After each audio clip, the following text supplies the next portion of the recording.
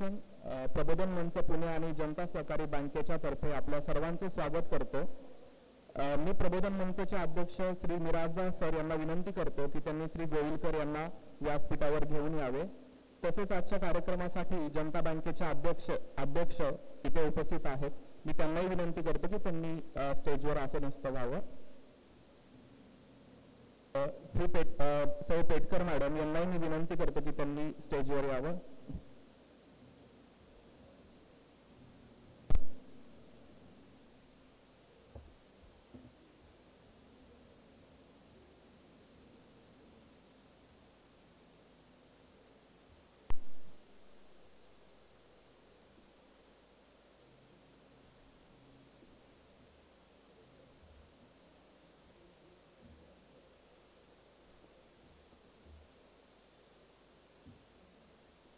धन्यवाद।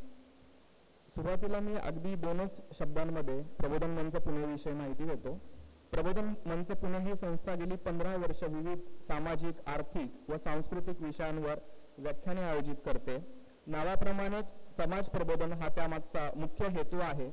आपल्याला वेगवेगळ्या माध्यमातून वेगवेगळ्या उलटसुलट माहिती, बातम्या अशा पद्धतीने माहिती प्रसारित होत असते। त्या सर्व माहितीचं ऑथेंटिकेशन होण्यासाठी, खरी बाजू सर्वांसमोर मांडण्यासाठी म्हणून प्रबोधन मंच वेळोवेळी वेगवेगळे कार्यक्रम आपल्या सर्वांसाठी घेऊन येत असतं। आज जो कार्यक्रमाला आपण सर्व उपस्थित आहेत तो म्हणजे केंद्रीय अंदाजपत्रक 2024-25 यावर आज आपण विश्लेषणात्मक कार्यक्रम सादर करीत आहोत। हा कार्यक्रम गेली अनेक वर्ष सातत्याने आपण सादर करीत असतो। हा कार्यक्रम सुरू करण्यापूर्वी मी श्री आनंद विधाते यांना विनंती करतो की त्यांनी कार्यक्रमाची प्रस्तावना व वक्त्याचा परिचय करून द्यावा।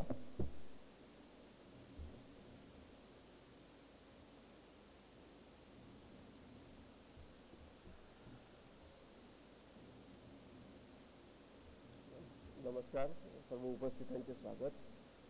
दरवर्षीप्रमाणे यंदाही आपण अर्थसंकल्पाचं विश्लेषण ऐकण्याकरता जमलेलो आहोत। सुरुवातीला आपण प्रबोधन मंच हा या प्रकारचा कार्यक्रम अनेक वर्षांपासून घेत आहोत आणि यूट्यूबच्या माध्यमातून आपण ऑनलाईन उपस्थित असलेल्या प्रेक्षकांना किंवा भविष्यात सुद्धा त्याच्या कोणाला रेफरन्सेस हवे असतील तर ते बघू शकतात। तर त्यामुळे लाईव्ह टेलिकास्टची पण आपण सोय केलेली आहे। सगळ्यांना कल्पना आहे की यंदाचं वर्ष हे थोडंसं वेगळंच आहे। गेली 2 टर्म आपल्याला एक थम्पिंग मेजॉरिटीनी सरकारला ज्या पद्धतीने सरकारने काम केलं त्या तुलनेत हे वर्ष थोडंफार असं म्हटलं जातं वर्तमानपत्रातून किंवा अन्य मीडियामधनं की थोडंसं एक कॉम्प्रोमाइजचं वर्ष आहे। आणि त्याप्रमाणे मागच्या आठवड्यात जो अर्थसंकल्प साजरा झाला त्याचं पण विविध माध्यमातून अशा प्रकारे स्वागत करण्यात आलं। ते खरं किती खोटं किती ते आपण आज बघूया आपण। पण यातील एकंदरीत गेल्या 11 वर्षांचा आढावा घेतल्यास पहिली 5 वर्ष असं म्हणता येईल की पायाभरणीची वर्ष होती आणि नंतरची 5 वर्ष ही मुख्यतः कोविड सारख्या महामारीतून आपण वर येण्यासाठी सरकारने जे प्रयत्न केले ही एक आकस्मिक अशा प्रकारची सर्वत्र असणारी आपदा होती। पण त्यातूनही बाहेर पडत ज्या पद्धतीने आपण 7%च्या रेटनी ग्रोथ दाखवत आहोत तर त्याची पायाभरणी ही दुसऱ्या काळात झाली। तिसऱ्या टर्ममध्ये पहिलंच वर्ष जरी असलं तरी त्याचे रिफ्लेक्शन्स कसे येतील ते आज आपण विनायकांकडून समजून घेणार आहोत। साधारणतः आपल्याला आपण मागच्या आठवड्यात जेव्हा अर्थसंकल्प साजरा झाला वर्तमानपत्राचे सगळे मथळे असेच असतात की एकतर टॅक्सचा फायदा तोटा प्रत्येकाला काय असेल, काय स्वस्त झाल्या, काय महाग झाल्या आणि आधी यायचं आजकाल थोडंसं कमी झालं आहे की रुपया कसा आला गेला, रुपया आला कसा येतो कसा जातो वगैरे। तर या प्रकारचे एक ज्याला मायक्रो इफेक्ट्स म्हणता येईल बजेटचे ते वर्तमानपत्रातून दिसतात। दुसऱ्या दिवशी काही ठिकाणी आजकाल बऱ्याच ठिकाणी होत आहेत पण प्रत्येक जण आपापल्या बाजूने त्याचे विश्लेषण पण करत असतं। मात्र या पार्श्वभूमीवर या सरकारची ध्येय धोरणं कशी आहे, त्या ध्येय धोरणांचे परिणाम बजेटमध्ये कसे त्या त्या वर्षाकरता रिफ्लेक्ट होतात, हे आपण समजून घेण्यासाठी इथे आलेलो आहोत. एकीकडे आपल्याकडे एक असं टार्गेट समोर ठेवण्यात आलं की आपण एक $5 ट्रिलियन इकॉनॉमी आपल्याला करायची आहे सध्याच्या $3.4 ट्रिलियन पासून. तर ती वाटचाल करताना केवळ ती ग्रोथ एका क्षेत्रातून किंवा दुसऱ्या क्षेत्रातून न होता त्याला बी वोकल फॉर लोकल किंवा मेक इन इंडिया किंवा जगाचं एक सप्लाय चेन हब होण्याच्या दृष्टीने जे पाऊल सरकारचं पडलं आहे आणि त्या दृष्टीने एक नॉन रिव्हर्सिबल अशा प्रकारची ग्रोथ सरकार करू इच्छिते आहे, त्याचं रिफ्लेक्शन या बजेटमध्ये कसं होतं हे पण आपल्याला या निमित्ताने समजून घेता येईल. याशिवाय सगळीकडे जगात एक असं मानक असतं की शिक्षण क्षेत्र, आरोग्य क्षेत्र सरकारने एकूण GDPच्या 6% वगैरे खर्च करावा, असे एक नियम नाही पण एक असा मानदंड मानला जातो. त्या तुलनेत विशेषतः कोविडच्या पार्श्वभूमीवर जो अनुभव आपल्याला आला, जो आपण वॅक्सिन पॉलिसी राबवली, ज्या प्रकारे आपण सार्वजनिक आरोग्य व्यवस्था सुधारण्याची आवश्यकता सगळ्यांना बाजली, त्यामुळे त्या दृष्टिकोनातून आताच्या याच्यात प्रावधान कसे केले जाते, सरकार कसं पाऊल उचलत आहे हे सुद्धा कळता येईल. आणि ही सगळं आपलं म्हणजे लुकिंग टू द प्रेझेंट. पण यासोबतच आता जगात सगळेजणच म्हणतात की फक्त यापुढे 2च प्रॉब्लेम्स राहणार आहे. एक बोर्ड इथे दिसतो 1.5 डिग्री सी क्लायमेट क्लॉक, म्हणजे जगाचं तापमान आपल्याला 2030 ते 40 या दरम्यान 1.5 डिग्री सी पर्यंत ग्लोबल वॉर्मिंग रेस्ट्रिक्ट करायचं आहे, जे ऑलरेडी 1.2च्या पुढे गेलेलं आहे. तर त्या दृष्टीने आवश्यक असलेलं अडॅप्टेशन किंवा क्लायमेट रेझिलियंट इन्फ्रास्ट्रक्चर, यासोबतच दुसरा प्रॉब्लेम म्हणजे इनइक्वॅलिटी. जशी जशी अर्थव्यवस्था वाढते, जसं एखादा देश ग्रो होतो, तशी येणारी इनइक्वॅलिटी ही नैसर्गिकता असतेच. ती कमी करण्याच्या दृष्टीने काय काय प्रयत्न आहेत, त्याचे रिफ्लेक्शन्स या बजेटमध्ये कसे आहेत हे पण आपण समजून घेणार आहोत. एकूणच सरकार हे समाजासाठी काम करतं, त्यामुळे त्याच्या ध्येय धोरणांचा परिणाम हा प्रत्येक वर्षी बजेटमध्ये कसा रिफ्लेक्ट होतो हे समजून घेण्यासाठी हे आजचं सेशन अरेंज करण्यात आलं आहे. आणि दरवर्षीप्रमाणे आपण यंदाही डॉक्टर विनायकराव गोविलकरांना आमंत्रण केलं आहे. त्यांचा आपल्या सर्वांना परिचय आहेच, पण एक औपचारिकता आणि काही नवीन मंडळी आलेली आहेत, त्यांना व्हावा म्हणून मी एक थोडक्यात परिचय करून देतो. डॉक्टर विनायक महादेव गोविलकर, नाशिकचे राहणारे, शिक्षणाने MCOM, LLB, FCA, PhD वगैरे असून बऱ्याचशा पदव्या त्यांनी प्रावीण्यासह प्राप्त केल्या आहेत.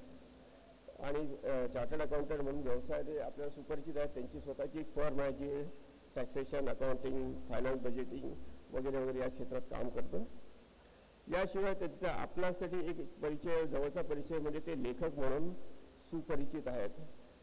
एक साधारणतः 150 पानाचं अर्थ जाड ठोका असलं अर्थ जिज्ञासा नावाचं इकॉनॉमिक्सवरचं पुस्तक, विविध अंगाने लिहिलेली 20 पुस्तके, शेकडो लेख इंग्रजी आणि मराठीतून प्रसिद्ध आहे. हे आपल्या सर्वांना माहिती आणि आपल्यापैकी बऱ्याच जणांनी ते वाचलेले पण असावेत. याशिवाय महाराष्ट्रातील विविध शासकीय, शैक्षणिक आणि आर्थिक संस्थांमध्ये सभासद म्हणून, कधी मार्गदर्शक म्हणून, तर कधी एक सदस्य म्हणून त्यांनी आपलं सहभाग नोंदवलेला आहे. याशिवाय देश विदेशातील विविध शैक्षणिक आणि आर्थिक संस्थात व्याख्याने देत असतात. शिक्षकांचे रिफ्रेशर कोर्सेस पण ते घेतात. एक शिक्षकासोबतच नाशिकच्या BYK कॉलेजचे ते माजी प्राचार्य पण होते. महाराष्ट्र शासनाच्या विविध शैक्षणिक बोर्डाचे सदस्य म्हणूनही त्यांनी काम केलं आहे. थिंक लाईन या अर्थविषयाला वाहलेल्या द्वैमासिकाचे संस्थापक सभासद म्हणून त्यांनी 1998 पासून काम पाहिलेलं आहे. या व्यतिरिक्त विविध सहकारी बँका संस्थांमध्ये विविध पदे भूषवत तेथेही त्यांनी त्यांचे मार्गदर्शन लाभलेलं आहे. आणि आपल्यासाठी जवळचा परिचय म्हणजे 1992 पासून दरवर्षी अर्थसंकल्पाचं विश्लेषण करून सरकारचे या वर्षात काय करू इच्छितं आणि त्यासाठी ती लागणारी सोय सामुग्री कुठून कशी जमवत आहे याचं आणि त्याचे परिणाम कसे असू शकतील याचं विश्लेषणात्मक व्याख्यान देत असतात. प्रबोधन मंचाच्या व्यासपीठावरूनही आपण बरेच वर्षापासून त्यांचं व्याख्यान ऐकत असतो, आपापल्या परीने अर्थबोध घेत असतो आणि सरकारची ध्येय धोरणे त्यांची या वर्षाची काय प्लॅन आहेत त्याचे आपल्या सर्वसामान्यांवर काय रिफ्लेक्ट होतील हे समजून घेण्याचा प्रयत्न करत असतो. याशिवाय विशेष एक सांगायचं म्हणजे त्यांचं स्वतःच्या CA डॉक्टर विनायक गोविलकर या नावाने त्यांचं एक YouTube चॅनल आहे. त्या चॅनलवर विविध व्याख्याने उपलब्ध आहेत. सर्वांना विनंती आहे की सण आस्वाद घ्यावा, विषयाशी परिचय करून घ्यावा. मी प्रतीकला पुढच्या सूत्रसंचलनासाठी परत आमंत्रित करतो. प्रतीक. धन्यवाद आनंदजी. आता मी जनता सहकारी बँकेचे अध्यक्ष श्री रवींद्र हेजीब यांना विनंती करतो की त्यांनी श्री विनायक गोविलकर यांना छोटीशी भेट देऊन त्यांचं स्वागत करावं.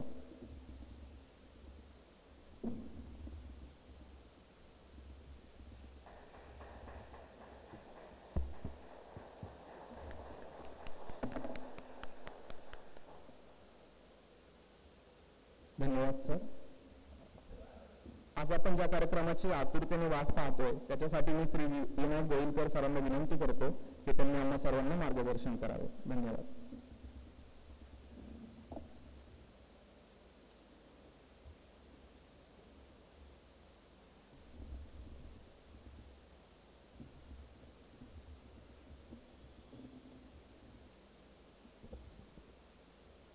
नमस्कार. मंचावर उपस्थित जनता बँकेचे अध्यक्ष, उपाध्यक्ष, प्रबोधन मंचाचे अध्यक्ष, प्रबोधन मंचाचे कार्यकर्ते आणि बजेटबद्दल उत्सुकता असणारे आपण सर्व श्रोतेजन, दरवर्षीप्रमाणे याही वर्षी प्रबोधन मंचाने मला या ठिकाणी बोलवलं त्याबद्दल प्रबोधन मंचाचे आभार. लांबलचक परिचय माझा करून दिला त्याबद्दल आभार. आणि आपण सगळेजण बजेट सारखा क्लिष्ट विषय ऐकण्यासाठी इथे आलात याबद्दलचा आनंद व्यक्त करतो आणि आपल्या या विषयाकडे जातो. दरवर्षीच बजेट येतं आणि बजेट आल्यानंतर एक उत्सुकता सगळ्यांच्या मनामध्ये असते. खरं तर त्याची चर्चा फार तर फार 8 दिवस होते, पण त्याचा परिणाम मात्र पुढे काही वर्ष राहत असतो. त्यामुळे नेमकं बजेटमध्ये काय आलं आहे हे जाणून घेण्याची एक उत्सुकता सजग मंडळींच्या मनामध्ये नक्की असते. प्रसिद्धी माध्यमं भरपूर आहेत, त्याच्यावर चर्चाही भरपूर होत असतात, पण बऱ्याच वेळा आपला अनुभव असा आहे की या प्रसिद्धी माध्यमांना काही अजेंडा असतो, काही दृष्टिकोन असतो आणि साधारणपणे मग बजेटची मांडणी करतानाही त्याला अनुसरून मांडणी केली जाते. दुसरी एक गोष्ट म्हणजे हा जरा तांत्रिक विषय, टेक्निकल सब्जेक्ट असल्यामुळे बऱ्याच वेळा जे काही सांगितलं गेलंय ते उलगडून समजलं तर जरा जास्ती बरं वाटतं. आणि म्हणून अशा प्रकारचा कार्यक्रम प्रबोधन मंच घेत आला आहे. त्यातलाच हा आजचा एक कार्यक्रम आहे. हे पूर्ण बजेट आहे, कारण काही महिन्यापूर्वीच इंटरिम बजेट पण आलं होतं. जाता जाता एवढंच दोघातला फरक, इंटरिम बजेट हे थोड्या काळासाठी असतं. सरकारचा कार्यकाळ संपणार, आर्थिक वर्ष सुरू झालंय पण नवीन सरकार स्थापन व्हायचंय, त्या मधल्या काळात सरकारला खर्च करायला परवानगी संसदेने द्यावी लागते. संसदेची परवानगी घेतल्याशिवाय सरकार खर्च करू शकत नाही आणि ही परवानगी बजेटमध्ये अर्थमंत्री संसदेकडे मागतात. पण जर सरकारचा कालावधी वर्षापेक्षा कमी आहे तर पूर्ण बजेट मांडायचं सरकारला शक्य नसतं. म्हणून सरकार फक्त खर्च करण्यासाठी परवानगी मागतं त्याचं नाव इंटेरिम बजेट आहे. आणि मग वर्षभर सरकार काय करणार, तर ते या पूर्ण बजेटमध्ये असतात. आणि बजेटमध्ये दोन गोष्टी प्रामुख्याने असतात, त्या मी आधी आपल्यासमोर ठेवतो, म्हणजे मग विश्लेषण करताना त्या दोन गोष्टींच्या आधारावर आपल्याला विश्लेषण करता येईल. पहिला भाग असतो तो म्हणजे सरकारकडे महसूल कुठून येणार आणि सरकार कशावर खर्च करणार. या दोन बाबी ज्याच्यात मांडल्या असतात त्याला मराठीमध्ये आपण अंदाजपत्रक असं म्हणतो. It's a statement of expected revenue and proposed expenditure. या दोन मध्ये जो काही फरक येईल तो त्या अंदाजपत्रकात मांडला जातो. त्यामुळे अर्थसंकल्पाचं विश्लेषण करताना हे बघायला पाहिजे की शासनाने कोणत्या स्रोतापासून उत्पन्न किती मिळवायचं प्रस्तावित केलेलं आहे, ते स्रोत बरोबर आहेत का, त्याचा जो व्हॉल्यूम आहे, रक्कम आहे, ती रिअलायझेबल आहे की नाही आहे हेही बघितलं पाहिजे. दुसऱ्या बाजूला कोणत्या गोष्टींवर खर्च करायचं सरकार प्रपोज करत आहे त्या बाबी योग्य आहेत का, त्याला पुरेसा खर्च दिलेला आहे का. आणि तिसरी गोष्ट म्हणजे याच्यात जो फरक आहे त्याला डेफिसिट म्हणतात. हे डेफिसिट किती आहे आणि ते कसं भरून काढणार आहे. या तीन गोष्टींचं ज्या पत्रकात विवरण असतं त्याचं नाव अंदाजपत्रक, ज्याला इंग्रजीत बजेट म्हणतात. बजेटचा एक अर्थ झाला. आणि बजेटचा दुसरा अर्थ काय, किंवा विश्लेषण करताना दुसरी कोणती बाजू बघायला पाहिजे, तर ती बाजू म्हणजे ज्याला मराठीत आपण अर्थसंकल्प असं म्हणतो. इंग्रजी शब्द एकच आहे budget. Really speaking that is meaningless. त्याचा अर्थ टेक्निकली जर बघितला तर फक्त इट्स अ बॅग. ज्या बॅगेमधनं अर्थमंत्री आपलं ते सगळं गाठोडं घेऊन येतात,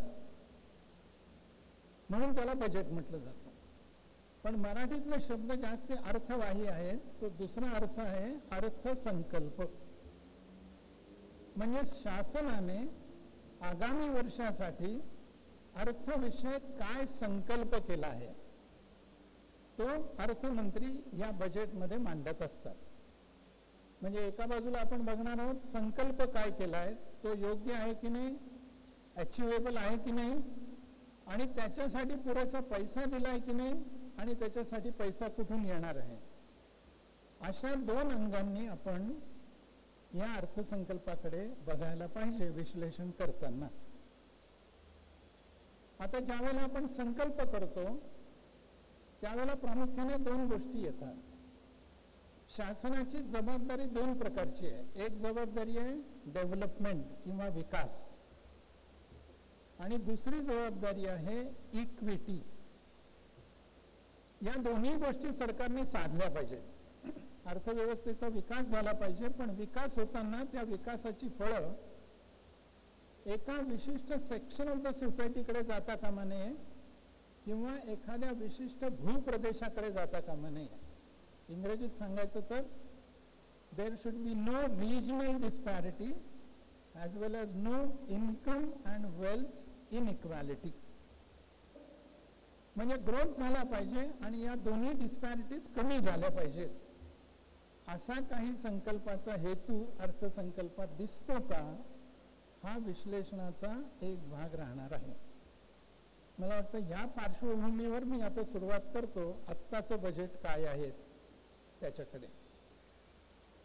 बजेट मांडताना आत्ताची आपल्या देशाची स्थिती काय आहे, कारण तिथून आपण पुढे जाणार आहोत. विकास कशाच्या पुढे जाऊन करायचा आहे, इक्विटी कुठल्या स्तरापासून करायची आहे, सोर्सेस ऑफ इन्कम काय आहेत, तुमच्या विकासाच्या टप्प्यानुसार सोर्सेस ऑफ इन्कम ठरणार आहे. तुमच्या माझ्या सुदैवाने गेल्या काही वर्षातल्या प्रगतीमुळे भारत आज जगातली 5वी मोठी अर्थव्यवस्था झाली आहे. आणि हे भारतातली कोणती संस्था सांगत नाहीये, तर जगातल्या सगळ्या नामांकित संस्था, IMF असेल, वर्ल्ड बँक असेल, एशियन डेव्हलपमेंट बँक असेल, किंवा खाजगी क्षेत्रातले जे कोणी या क्षेत्रात काम करणारी मंडळी असतील, ते सगळेजण एकमताने हे सांगतायत की इंडियन इकॉनॉमीचा रँक आता 5वा आहे. ही जी झेप झालेली आहे हे गेल्या 8-10 वर्षामधल्या मेहनतीचं फळ आपल्याला दिसतं. आणि जसं आर्थिक विकास सुरू झाला आहे त्याचा परिणाम म्हणून गुंतवणूकदार सुद्धा आपल्या देशाकडे पॉझिटिव्हली बघायला लागलेले आहेत, विशेषतः विदेशी गुंतवणूकदार. आणि त्याचा परिणाम आपल्याला आपल्या शेअर बाजारावर पण दिसायला लागलेला आहे. अलीकडेच आलेल्या अहवालानुसार मार्केट कॅपच्या आधारावर जर आपण रँकिंग केलं सगळ्या देशांचं जगातल्या, तर भारताची मार्केट कॅप जगातल्या 5व्या क्रमांकावर गेलेली आहे. म्हणजे not only on the basis of GDP but also on the basis of market capitalisation Indian economy is ranked at number 5. गेल्या 3 वर्षाचा जर आपण हिशोब बघितला तर लक्षात असं येईल की फास्टेस्ट ग्रोईंग इकॉनॉमी म्हणून भारताचं नाव घेतलं जातं. IMF दर 3 महिन्यानंतर एक रिपोर्ट प्रकाशित करत असतं आणि त्या 12 रिपोर्ट्समध्ये म्हणजेच 3 वर्षांमध्ये प्रत्येक रिपोर्टमध्ये फास्टेस्ट ग्रोईंग इकॉनॉमी म्हणून भारतीय अर्थव्यवस्थेचं नाव आहे. ही मला वाटतं थोडीशी बॅकग्राऊंड एकदा डोळ्यासमोर आली की मग आपण जे काही 5 ट्रिलियन म्हणतो आहोत त्या दिशेने आपली वाटचाल सुरू झाली आहे असं मानायला हरकत नसावी. हे सगळं चांगलं आहे. त्याच्या जोडीला 2 गोष्टी मी आपल्या समोर आणखीन ठेवतो जी सामान्य जनतेला अफेक्ट करणारी आहे. त्यातली एक गोष्ट म्हणजे इन्फ्लेशनचा रेट काय आहे. नॉन फूड नॉन फ्युएल ह्या 2 गोष्टी जर बाजूला काढल्या तर महागाईचा दर 3.1% फक्त इतका आहे. आणि एक चांगली गोष्ट, गेल्या काही वर्षांमध्ये आपण जो त्याच्या आधी खूप प्रचलित शब्द होता स्कॅम, तो गेल्या काही वर्षात आपण ऐकायलाच विसरून गेलेलो आहोत. ही सुद्धा एक चांगली डिसिप्लिनची गोष्ट आपल्या लक्षामध्ये येईल. अशा बॅकग्राऊंडवर सगळंच चांगलं आहे का काही आव्हानं पण या बजेटच्या वेळेला आहेत. मला असं वाटतं की प्रामुख्याने 4 आव्हानं या बजेटच्या समोर होती आणि ती कशी ॲड्रेस केली आहेत या बजेटमध्ये या अंगाने मी विवेचन आता करणार आहे. पहिलं आव्हान होतं ते बेरोजगारीचं. आपल्या सगळ्यांना माहिती आहे की गेले अनेक वर्ष काही सापडलं नाही की बेरोजगारी वाढली आहे. हा एक मुद्दा सातत्याने चर्चेला गेला आहे. हे एक मोठं आव्हान होतं आहे, कदाचित अजून काही काळ ते तसंच राहीलही. दुसरं एक मोठं आव्हान जे अर्थमंत्र्यांच्या समोर होतं ते म्हणजे ही जी आता विकासाची गती सुरू झाली आहे ती टिकवणं आणि वाढवणं, हे एक दुसरं मोठं आव्हान होतं. एक तर काय होतं, झालं आता आम्ही 5व्या क्रमांकाला आलो, फास्टेस्ट ग्रोईंग इकॉनॉमी म्हणून आमचं नाव लौकिक झाला तर थोडीशी आत्मसंतुष्टता येऊ शकते. ऍक्च्युअली ती गती टिकवणं आणि वाढवणं हे दुसरं आव्हान होतं. तिसरं एक मोठं आव्हान आहे ते म्हणजे वित्तीय शिस्तीचं आव्हान आहे. बऱ्याच देशांचा जर आपण अनुभव बघितला तर लक्षात असेल ज्यावेळेला डेव्हलपमेंट सुरू होते त्यावेळेला वित्तीय शिस्तीकडे दुर्लक्ष केलं जातं. कारण असं म्हटलं जातं की पैसा पाहिजे, गुंतवणूक पाहिजे आणि मग ती गुंतवणूक करायला पुरेसा पैसा नसेल तर डेफिसिट असलं तरी चालेल, बॉरोइंग असलं तरी चालेल, पण विकास करायचा असला तर हे आवश्यक आहे. त्यामुळे वित्तीय शिस्त टिकवणं हे एक आणखीन आव्हान होतं. ही 3 आर्थिक आव्हानं आहेत. आणि चौथं आव्हान राजकीय होतं ते म्हणजे मित्र पक्षांना सांभाळणे. मला वाटतं त्याच्यावर खूप चर्चा झालेली आहे त्यामुळे ते मी याच्यात घेणार नाही आणि पहिल्या 3 आव्हानांच्या बद्दल थोडीशी मांडणी करायचा प्रयत्न करणार आहे. सुरुवात करूया बेरोजगारीपासून. मला वाटतं की मोठा इश्यू आहे, खूप काळ चर्चेला गेला आहे आणि सरकार कोणत्याही पक्षाचं असो त्याला झोडपण्यासाठी हा एक मोठा मार्ग आहे. तुम्ही ह्या बाबतीत काहीच केलं नाही. एकीकडे म्हणायचं आपल्याकडे डेमोग्राफिक डिव्हिडंड आहे आणि दुसरीकडे म्हणायचं की प्रचंड बेरोजगारी आहे. म्हणजे तरुण पॉप्युलेशन खूप आहे पण त्यांना नोकऱ्या नाही आहे. आपण ज्या वयोगटातली मंडळी इथे आहोत सगळ्यांना चांगली जाणीव आहे. एकीकडे एम्प्लॉयर पण हेच म्हणत आहे की आमच्याकडे स्कोप खूप आहे, आम्हाला मनुष्यबळ हवं आहे, पण आम्हाला हवं तसं मनुष्यबळ मिळत नाही. म्हणजे अनएम्प्लॉयमेंट आहे हे खरं आहे, पण दुसरीकडे वेकन्सीज आहेत हे पण खरं आहे. आणि हे कशामुळे तर तेही आपण जाणतो. एम्प्लॉयबिलिटीसाठी आवश्यक असणारं स्किल अनएम्प्लॉईड माणसांकडे नाही आहे. हे खरं कॉज आहे, कारण आहे, मूळ आहे. दुसरा एक भाग, एम्प्लॉयमेंट वाढवणं ही 100% शासनाची जबाबदारी आहे का, हा दुसरा एक भाग आहे. हा इनडायरेक्टली बघितलं तर हो, सगळीच जबाबदारी शासनाची आहे, परंतु थेट केंद्र सरकारची, राज्य सरकारची, स्थानिक स्वराज्य संस्थांची एम्प्लॉयमेंट जनरेट करण्याची थेट जबाबदारी आहे का.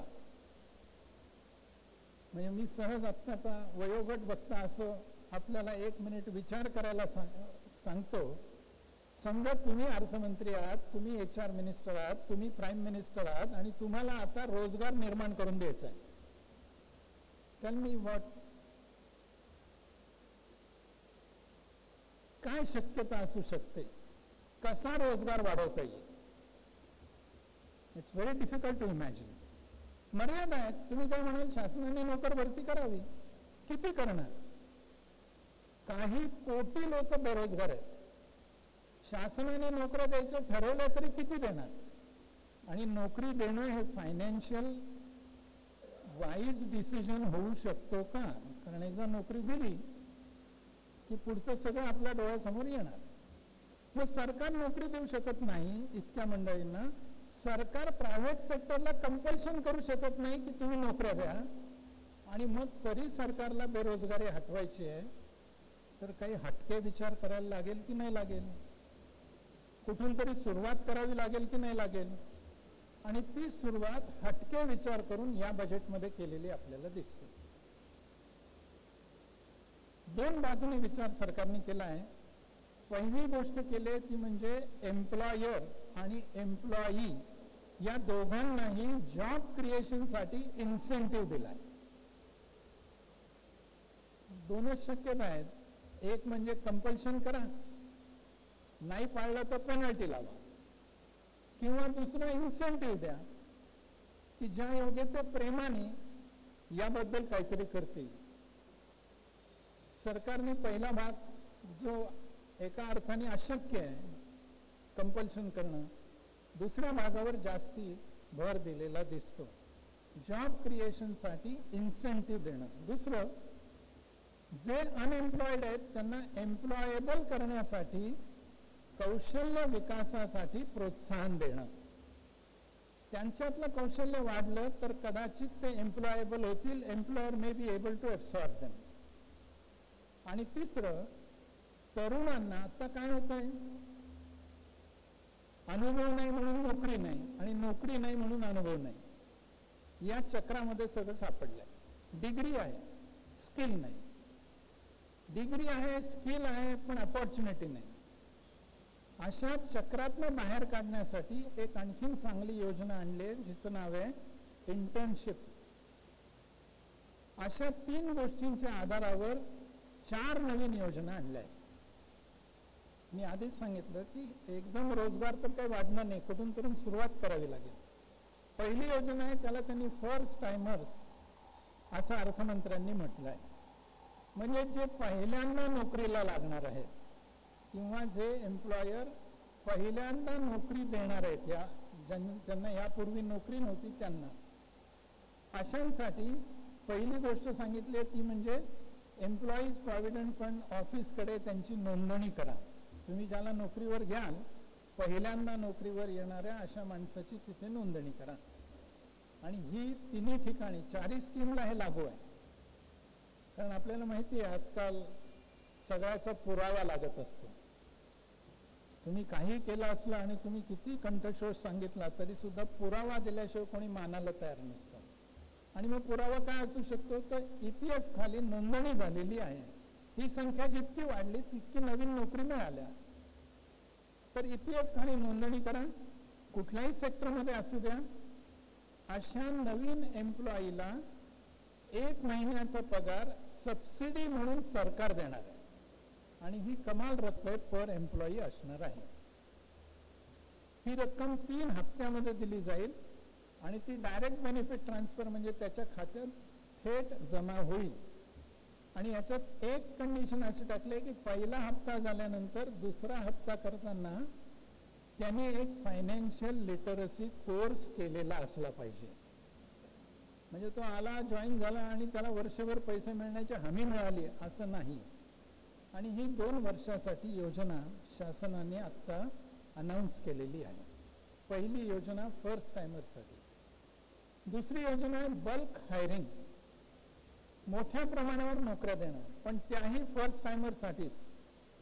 कोण देऊ शकतं अशा नोकऱ्या तर जे एम्प्लॉयर्स आहेत ज्यांचं 3 वर्षाचं एम्प्लॉईज प्रॉव्हिडंट फंड खाली नोंदणी केलेली आहे ज्या एम्प्लॉयरनी, असे एम्प्लॉयर्स त्यांनी किमान 50 लोकांना नोकरी नव्याने द्यायची आहे फर्स्ट टायमर्सना, किंवा त्यांच्याकडे आत्ता जेवढे लोक नोकरीला आहेत त्याच्या 25% ॲडिशनल नोकरी द्यायची आहे.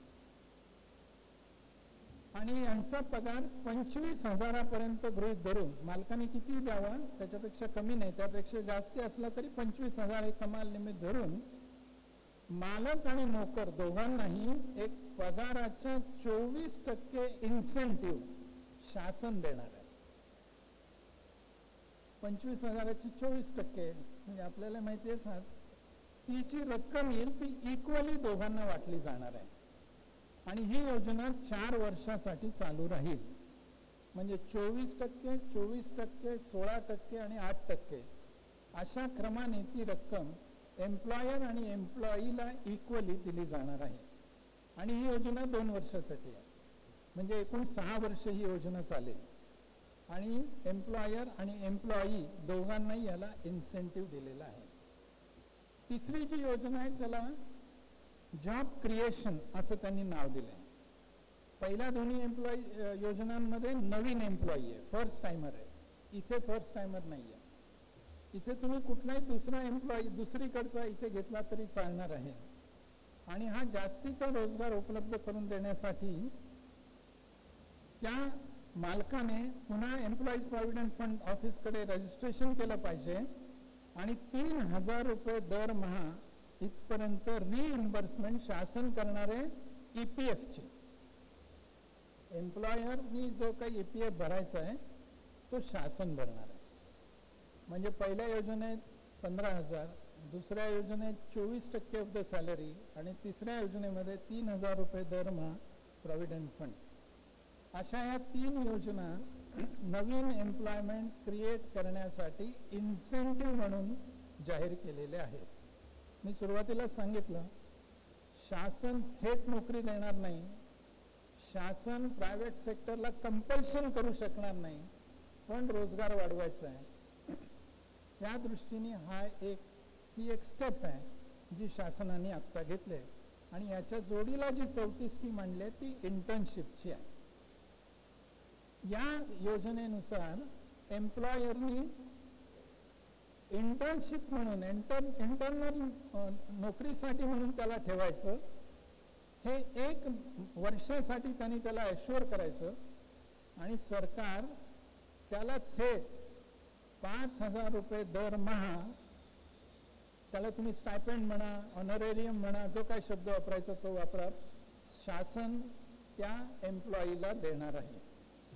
अट एवढीच आहे की तो दुसरीकडे कुठे पूर्ण वेळ किंवा अर्ध वेळ काम करणारा नको आणि त्याचं शिक्षणही त्याच वेळेला सायमल्टेनियसली चालू असायला नको.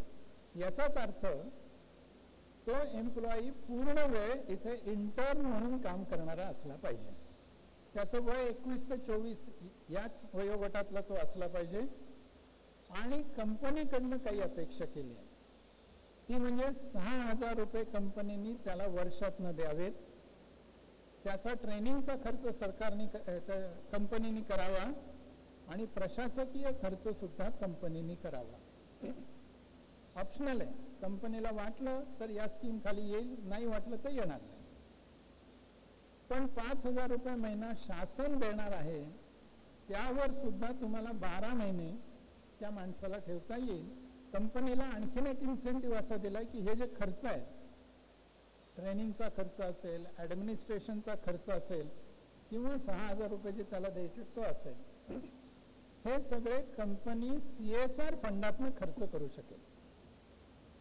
मला वाटतं CSR आपल्या सगळ्यांना माहिती आहे. कॉर्पोरेट सोशल रिस्पॉन्सिबिलिटीसाठी प्रॉफिट मधला काही हिस्सा द्यावा लागतो आणि आता साधारणपणे ते कुठल्या तरी चांगल्या कामासाठी, एज्युकेशन वगैरे ट्रस्टसाठी किंवा कोणाला डोनेट करून हा खर्च केला जातो. तो आता कंपन्या स्वतःच्या इंटर्नसाठी खर्च करू शकतील आणि तो थोडक्यात प्रॉफिटवर त्यांना भार पडणार नाही. मला वाटतं ही एक चांगली तरतूद कंपन्यांसाठी करून ठेवलेली आपल्याला दिसते. मला असं वाटतं की इथे कंपनीला आणि एम्प्लॉईला एक स्कोप आहे. कंपनीला सुद्धा त्या माणसाला टेस्ट करता येईल, त्या माणसाला डेव्हलप करता येईल. 12 महिने तो तुमच्याकडे आहे, सरकार त्याला 5,000 रुपये विद्यावेतन देणार आहे. आणि एम्प्लॉईला सुद्धा पहिल्यांदा त्याला संधी मिळणार आहे कंपनीमध्ये जाण्याची आणि प्रूव्ह करण्याची, yes I am useful to you. 12 महिन्याचा हा कालावधी दिलेला आहे. या 4 योजनांनी बेरोजगारीचा प्रश्न सोडवण्याचा प्रयत्न या सरकारने केलाय. आता याशिवाय एम्प्लॉयबल करण्यासाठी काही योजना आहेत. त्यातली पहिली योजना म्हणजे 1,000 ITI यांचा दर्जा सुधारण्यासाठी शासन खर्च करणारे 60,000 कोटी रुपये. कौशल्य विकास. आता हे कौशल्य विकास करताना खर्च येणार आहे. तो खर्च करण्याची क्षमता समजा या तरुणांकडे नसेल आर्थिक, तर काय, तर त्यासाठी कर्ज घेण्याची व्यवस्था म्हणून 7.5 लाख रुपयापर्यंत कर्ज एका माणसाला मिळू शकेल आणि ते विदाऊट गॅरंटी, विदाऊट तारण हे मिळू शकेल. त्यासाठी शासनाने एक फंड उभारलाय. त्या फंडातनं शासन गॅरंटी देईल बँकांना. ही एक पैशाची व्यवस्था करून दिली आहे. तसंच बऱ्याच वेळा उच्च शिक्षणासाठी मंडळी बाहेर देशात जातात, तर आपल्या देशातच त्यांनी उच्च शिक्षण घ्यावं म्हणून 10 लाख रुपयापर्यंत कर्जाची उपलब्धता करून देण्याचं अर्थसंकल्पात प्रस्तावित आहे. रोजगारीमध्ये महिलांचाही सहभाग व्हावा म्हणून 3 गोष्टी शासनाने या अर्थसंकल्पात मांडल्या. त्यातली पहिली आहे वर्किंग विमेन हॉस्टेल्स अँड क्रेचेस. या महिलांना आता पूर्वीसारखं नाही आहे की आपल्याच गावात आपल्या घराच्या जवळ नोकरी, बाहेर गावी जाऊन नोकरी करायची तर हॉस्टेल राहण्याची व्यवस्था करावी लागते. अशी हॉस्टेल्स आणि क्रेचेस, लहान मुलांची व्यवस्था. दुसरी गोष्ट महिलांसाठी, महिलांचे जे विशिष्ट कौशल्य आहेत त्यांच्या विकासासाठी योजना आहेत. आणि तिसरी गोष्ट महिलांच्या सेल्फ हेल्प ग्रुपने निर्माण केलेल्या वस्तू त्याची विक्री व्हावी म्हणून काही व्यवस्था करण्यात आलेली आहे. आणि महिलांसाठी या योजना सगळ्या राबवण्यासाठी 3 लाख कोटी रुपयांची तरतूद करण्यात आलेली आहे. मला वाटतं रोजगारीसाठी जो काही वेगळा विचार अर्थसंकल्पात मांडलाय तो मी थोडक्यात आपल्या समोर ठेवायचा प्रयत्न केला. थेट रोजगार उपलब्ध करून देणार नाही, पण रोजगार संधी निर्माण व्हाव्यात यासाठी या सगळ्या योजना आहेत. आता दुसरं जे आव्हान आहे त्याकडे जरा वळूया आणि ते म्हणजे विकासाची गती टिकवणं आणि ती वाढवणं. एक अतिशय निगेटिव्ह रिपोर्ट आता प्रकाशित झाला. कारण विकास केव्हा होईल? जेव्हा उत्पादन वाढेल, अधिक वस्तू निर्माण होतील, अधिक वस्तूंसाठी मागणी होईल, त्यावेळेला अर्थचक्र फिरायला सुरुवात होईल. पण जो निगेटिव्ह रिपोर्ट आता आलाय त्या रिपोर्टचं नाव आहे प्रायव्हेट फायनल कन्झम्पशन एक्सपेंडिचर. खाजगी क्षेत्रातलं कन्झम्पशन एक्सपेंडिचर गेल्या 3 वर्षात काय ट्रेंड दाखवतो. हा ट्रेंड आपल्याला कल्पना नाही येणार. तो असं सांगतो 21-22ला हा consumption expenditure private final consumption expenditure % 11.7 होतं. ते 22-23 मध्ये घटून 6.8% झालं आणि 23-24ला ते फक्त 4% आहे. जर कन्झम्पशन कमी झालं तर नुसतं उत्पादन वाढून काय करणार, आणि उत्पादन कोण, आणि हे जर दोन्ही नीट प्रमाणात चाललं नाही तर विकास कसा होणार. म्हणजे एकीकडे आपण म्हणतो फास्टेस्ट ग्रोईंग इकॉनॉमी आहे, एकीकडे आपण म्हणतो आमच्या शेअर्सच्या किमती PE रेशो 30 पेक्षा जास्त निघून गेलेला आहे. पण जर हे टिकवायचं असलं तर कन्झम्पशन हा फार महत्वाचा भाग आहे. साधारणपणे सरकारच्या स्तरावर ज्या काही योजना आखल्या जातात त्या प्रोडक्शन वाढवावं म्हणून आखल्या जातात. कन्झम्पशन वाढवण्यासाठी ज्या काही गोष्टी केल्या आहेत या बजेटमध्ये त्यातल्या 1-2 गोष्टींचा उल्लेख करतो. आणि तो वाढवण्यासाठी सगळ्यात पहिल्यांदा म्हणजे लोकांच्या हातात पैसा अधिक आला पाहिजे तर कन्झम्पशन वाढेल. क्रयशक्ती वाढली नाही तर डिमांड कशी वाढेल. So some efforts are taken to increase the purchasing power. ते काय आहे? छोट्या आहेत पण अनेक लोकांना बेनिफिट देणारे आहेत. त्यातली पहिली एकदम सोपी गोष्ट पटकन समजण्यासारखी म्हणजे स्टँडर्ड डिडक्शन मध्ये 25,000 वाढ केली. 50,000 स्टँडर्ड डिडक्शन होतं ते 75,000 केलं. 75,000 झाल्याबरोबर 25,000 रुपये तुमचे टॅक्स नेट मधनं बाहेर आले, त्याच्यावर कर लागणार नाही. त्याच्यावरचा 30% जर समजा ऍप्लिकेबल स्लॅब रेट असेल तर तेवढे तुमचे टॅक्सचे पैसे वाचले. म्हणजे इनडायरेक्टली तुमचं स्पेंड करण्यासाठी जी काही रक्कम राहते आहे ती वाढली. Increase in the purchasing power. दुसरी एक अशी छोटीशी गोष्ट जी मी आत्ताच सांगितली, 1 कोटी लोकांना इंटर्नशिप द्यावी असं टार्गेट ठेवलंय. 1 कोटी लोक दरमहा 5,000 रुपये शासन देणार आहे. आपण कल्पना करू शकतो परचेसिंग पॉवर किती वाढली. कंपन्या 6,000 रुपये देतील ती गोष्ट वेगळी आहे, ते वन टाइम देणार आहे. नवीन रोजगार निर्माण होईल हा आणखीन एक भाग आहे. त्या रोजगारातून परचेसिंग पॉवर वाढेल. आणि भांडवली खर्च हा 11,11,000 कोटी रुपयांचा आहे. आता भांडवली खर्च म्हणजे काय आहे? अगदी सोपं उदाहरण घ्यायचं तर रस्ते बांधायचे. रस्ते बांधायला सरकार खर्च करतं याचाच अर्थ तुमच्या माझ्या हातात पैसा येतो. कोणाकडनं तरी खडी घेणार, कोणाकडनं तरी वाळू घेणार, कोणाकडनं तरी सिमेंट घेणार, कोणाकडनं तरी डांबर घेणार, कोणाकडनं तरी मशिनरी हायर करणार. सरकार खर्च करतं म्हणजे जनतेच्या हातात पैसा जातो. आणि हा 11,11,000 कोटीचा खर्च सरकार करतंय. These are some of the ways in which purchasing power in the hands of a common man ही वाढेल यासाठी प्रयत्न केलेले आपल्याला दिसतात. याच्या जोडीला काही गोष्टी उद्योगांच्या विकासासाठी पण केल्या आहेत. एका बाजूला कन्झम्पशन आहे, एका बाजूला उद्योजक आहेत. आणि ह्या सगळ्या कॉन्सन्ट्रेटेड आहेत MSME साठी प्रामुख्याने, medium and small scale units. यांची पहिली अडचण असते ती म्हणजे भांडवलाची. भांडवल अपुरं आहे आणि भांडवल उभं करण्यासाठी बँकेकडे गेलं तर गहाण देण्यासाठी तुमच्याकडे मालमत्ता काय आहे आणि कर्जासाठी तुम्हाला एक तर तारण द्या आणि दुसरी गोष्ट म्हणजे गॅरंटी द्या, हमी द्या. या दोन्ही गोष्टी या छोट्या उद्योजकांकडे असतातच असं नाही आणि मग कर्ज मिळवण्यात अडचणी येतात. यासाठी या बजेटमध्ये एक चांगली स्कीम केली आहे. मशिनरी आणि इक्विपमेंट खरेदीसाठी विना तारण विना हमी, ही हमी शासन देणार आहे. Credit guarantee scheme for MSMEs असे ते योजनेचं नाव आहे.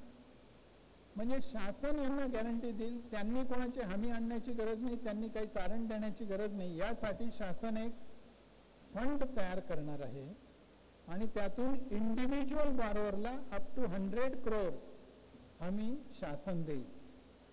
दुसरी एक अडचण आहे छोट्या उद्योगांची असते आणि ती म्हणजे काही काळात त्यांचं बँक अकाउंट स्ट्रेस अकाउंट होतं. कदाचित पैसे वेळेवर आले नाहीत, माल सप्लाय केलाय पण म्हणून ती सायकल तुटली, कदाचित माल रिजेक्ट झाला म्हणून सायकल तुटली, कदाचित टेक्नॉलॉजी बदलली म्हणून प्रॉब्लेम निर्माण झाला, what ever may be the reason. पण एखादा काळ असा येतो की ज्या वेळेला ते अडचणीमध्ये आर्थिकदृष्ट्या येतात आणि असे आर्थिकदृष्ट्या अडचणीत आले, त्यावेळेला मदत नाही मिळाली तर मग ते खातं NPA होतं आणि एकूणच तो उद्योग बंद पडण्याच्या मार्गावर लागतो. याला त्यांनी ह्या स्ट्रेस पिरियडला म्हणजे NPA होण्यापूर्वीचा जो काळ आहे त्याला स्पेशल मेन्शन अकाउंट असं म्हटलंय आणि त्या अकाउंटमध्ये अशी खाती तुम्ही आयडेंटिफाय करा, या काळात त्यांना कर्जाची गरज आहे, ती टेम्पररी कर्जाची गरज आहे हे लक्षात घेऊन त्यांना कर्ज द्या, त्याची गॅरंटी पण सरकार देणार.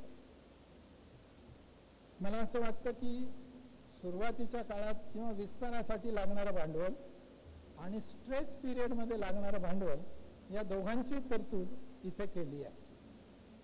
तिसरी एक गोष्ट ह्या छोट्या उद्योगांची होते आणि ती म्हणजे त्यांची रिस्क असेसमेंट आत्ता सामान्यतः आउटसाइड थर्ड पार्टी एजन्सी करून देते. रिस्क असेसमेंट म्हणजे या खात्याला कर्ज द्यावं की नाही, कर्ज किती द्यावं, त्याला रिस्क किती आहे, हे सगळे असेस करून देतात. आणि ही थर्ड पार्टी असते, त्यांना या बॉरोवरची माहिती थेट काही नसते.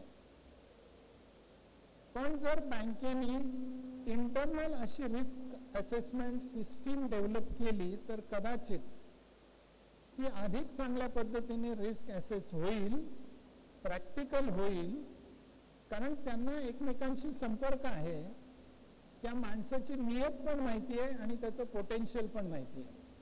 म्हणून अशी एक इंटरनल रिस्क असेसमेंट मॉडेल विकसित करणं हेही या अर्थसंकल्पातला एक प्रस्ताव आहे.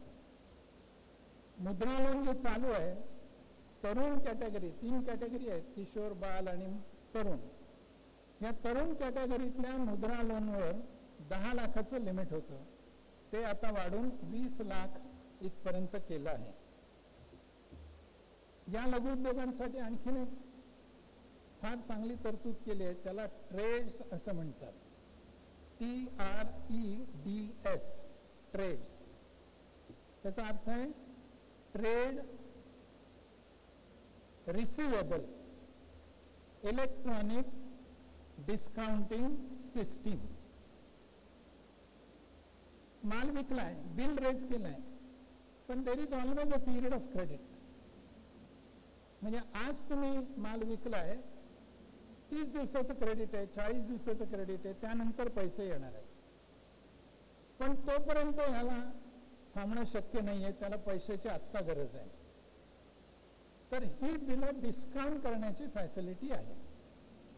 ही फॅसिलिटी सामान्यपणे बँकांकडे उपलब्ध असते, पण पुन्हा बँकांचे काही नॉर्म्स आहेत आणि बँकांचे काही रेट्स पण आहेत डिस्काउंटिंगसाठी. त्याला काही अल्टरनेटिव्ह असावा म्हणून ट्रेड्स हा प्लॅटफॉर्म निर्माण केला आहे. हा इलेक्ट्रॉनिक प्लॅटफॉर्म आहे, trade receivable electronic discounting platform. त्यामुळे ह्या प्लॅटफॉर्मवर फक्त बँकाच असतील असं नाही, कोणीही असू शकतं. नॉन बँकिंग फायनान्शियल एजन्सीज असू शकतात, खाजगी मंडळी पण असू शकतात. आणि हा इलेक्ट्रॉनिक प्लॅटफॉर्म आहे, त्यामुळे ऑनलाईन तुम्हाला याचा लाभ घेता येऊ शकतो. आतापर्यंत या प्लॅटफॉर्मवर एलिजिबल होण्यासाठी, नोंदणी करायला एलिजिबिलिटी येण्यासाठी 500 कोटीचा टर्नओव्हर असणं आवश्यक होतं. आता ती टर्नओव्हरची मर्यादा 250 कोटीपर्यंत खाली आणली आहे. त्यामुळे अर्थमंत्र्यांच्या म्हणण्याप्रमाणे सुमारे 7,000 नवीन कंपन्यांना इथे प्लॅटफॉर्मवर येणं शक्य होणार आहे. ई कॉमर्ससाठी एक्सपोर्ट हब्स निर्माण करावे अशी एक योजना आली आहे. आणि सिडबी नावाची जी बँक आहे, small industrial development bank of India, ही खरं म्हणजे छोट्या उद्योगांसाठी सुरू झालेली बँक आहे. पण तिच्या शाखा किती आहेत?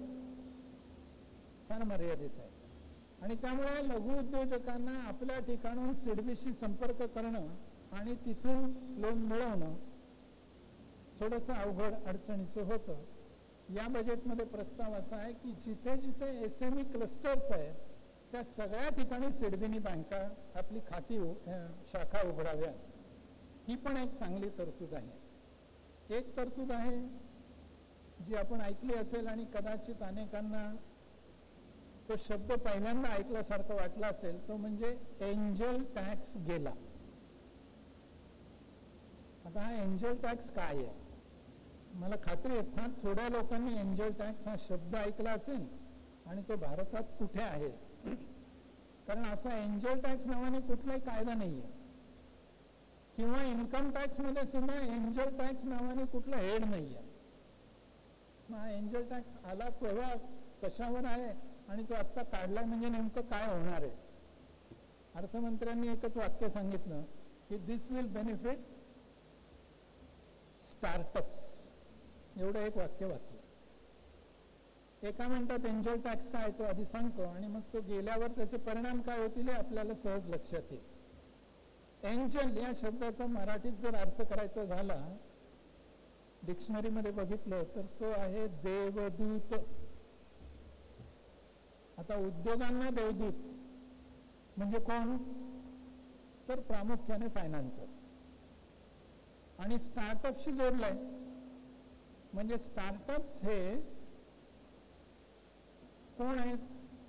ज्यांच्याकडे टेक्नॉलॉजी आहे, ज्यांच्याकडे नवीन कल्पना आहे, ज्यांच्याकडे उद्योग उभा करण्याची शक्ती आहे,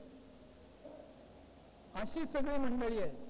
तरुण आहे, काहीतरी करू इच्छित आहे, पण पैसा नाही आहे, भांडवल नाही आहे. हे दोन जोडायचे आहेत. कारण या भांडवलदारांकडे भांडवल आहे पण नवीन कल्पना असतीलच असं नाहीये. प्रत्यक्ष धंदा करण्या इतकी शक्यता असेल अशी पण पॉसिबिलिटी नाहीये. मग हे दोन एकत्र करायचे. कसे होतील एकत्र? म्हणजे आता जर 2-3 उदाहरणं दिली तर आपल्या लक्षात येईल की कल्पनेतून स्टार्टअप्स कसे निर्माण होतात. माझ्याकडे एकही कार नाही भाड्याने द्यायला, पण तुम्ही मागा, मी 100 कार भाड्याने देतो. झालं ना सुरू? ओला, उबेर. कॅपिटल इन्व्हेस्टमेंट किती आहे?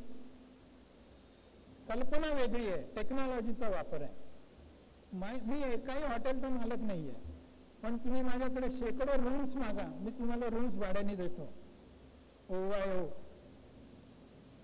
आले ना? माझं एकही रेस्टॉरंट नाही आहे, पण तुम्ही मागाल तो पदार्थ मी 15-20 मिनिटात तुमच्या दारात आणून देतो. झोमॅटो आला ना? These are all startups. ज्यांच्याकडे डोकं आहे, कल्पना आहे, काहीतरी तंत्रज्ञान आहे, भांडवल नाही.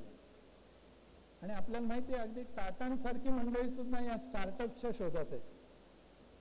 ते दोन एकत्र करायचे. टीव्हीवर पण याच्या संदर्भातले कार्यक्रम आपण बघितले असतील, जिथे इन्व्हेस्टर्स एका बाजूला आहेत, दुसऱ्या बाजूला असे टेक्नोक्रॅट्स आहेत.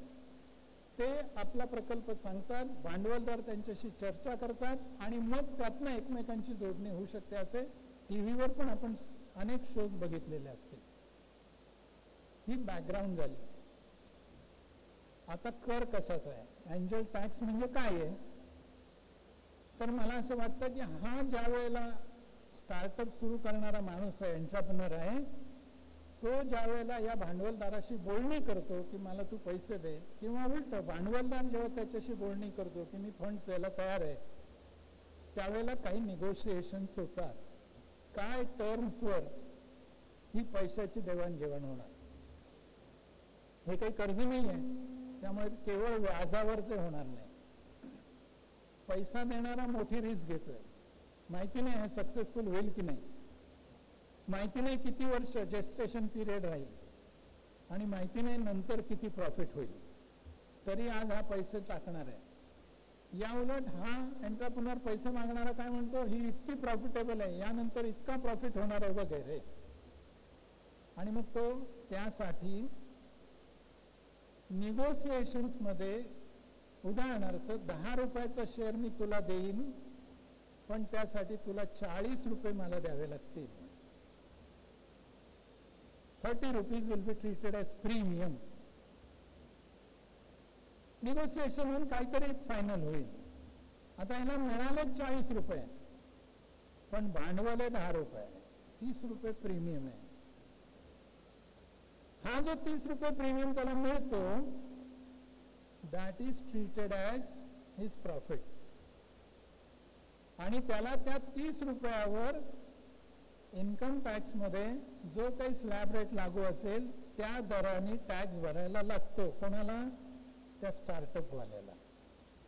हा section 56(2) of income tax act आहे, त्याला एंजल टॅक्स असं म्हणतात. मला वाटतं कल्पना आली आपल्या सगळ्यांना. आता एकीकडे त्याला भांडवल उपलब्ध करून द्यायचं आहे म्हणून हा माणूस येतोय. त्यांनी समजा 4 कोटी भांडवल दिलंय, तर याच्या दृष्टीने काय झालं, इन्कम टॅक्स म्हणतोय की तुला 3 कोटी प्रॉफिट झालाय, त्या 3 कोटीवर 30% तू टॅक्स भर, म्हणजे 1 कोटी त्याचा टॅक्स गेला, मिळाले 4 कोटी, 1 कोटी टॅक्स गेला. हे डिस्करेजिंग आहे दोघांनाही, आणि म्हणून या बजेटमध्ये हा एंजल टॅक्स काढून टाकला आहे, आणि त्यामुळे त्या स्टार्टअप्स वाल्यांना चांगला फायदा होईल. गुंतवणूकदार सुद्धा, कारण शेवटी 4 कोटी त्याची गरज असेल तर गुंतवणूकदाराला कदाचित 5 कोटी इन्व्हेस्ट करायला लागतील, तेव्हा 4 कोटी धंद्याला लागतील. दोघांसाठी हा चांगला एक भाग आहे.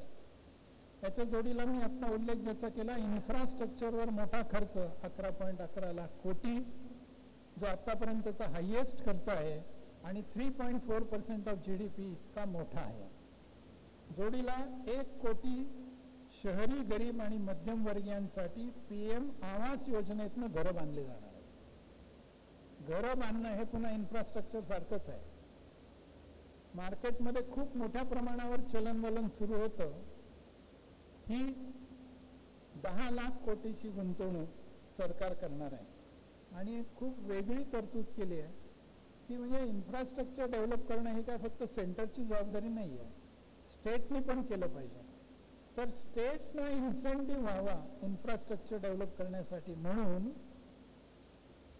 एक तरतूद अशी केली की 1.5 लाख कोटी रुपये बिनव्याजी कर्ज ही स्टेट्सला दिली जातील त्यांनी इन्फ्रास्ट्रक्चर डेव्हलप केलं तर.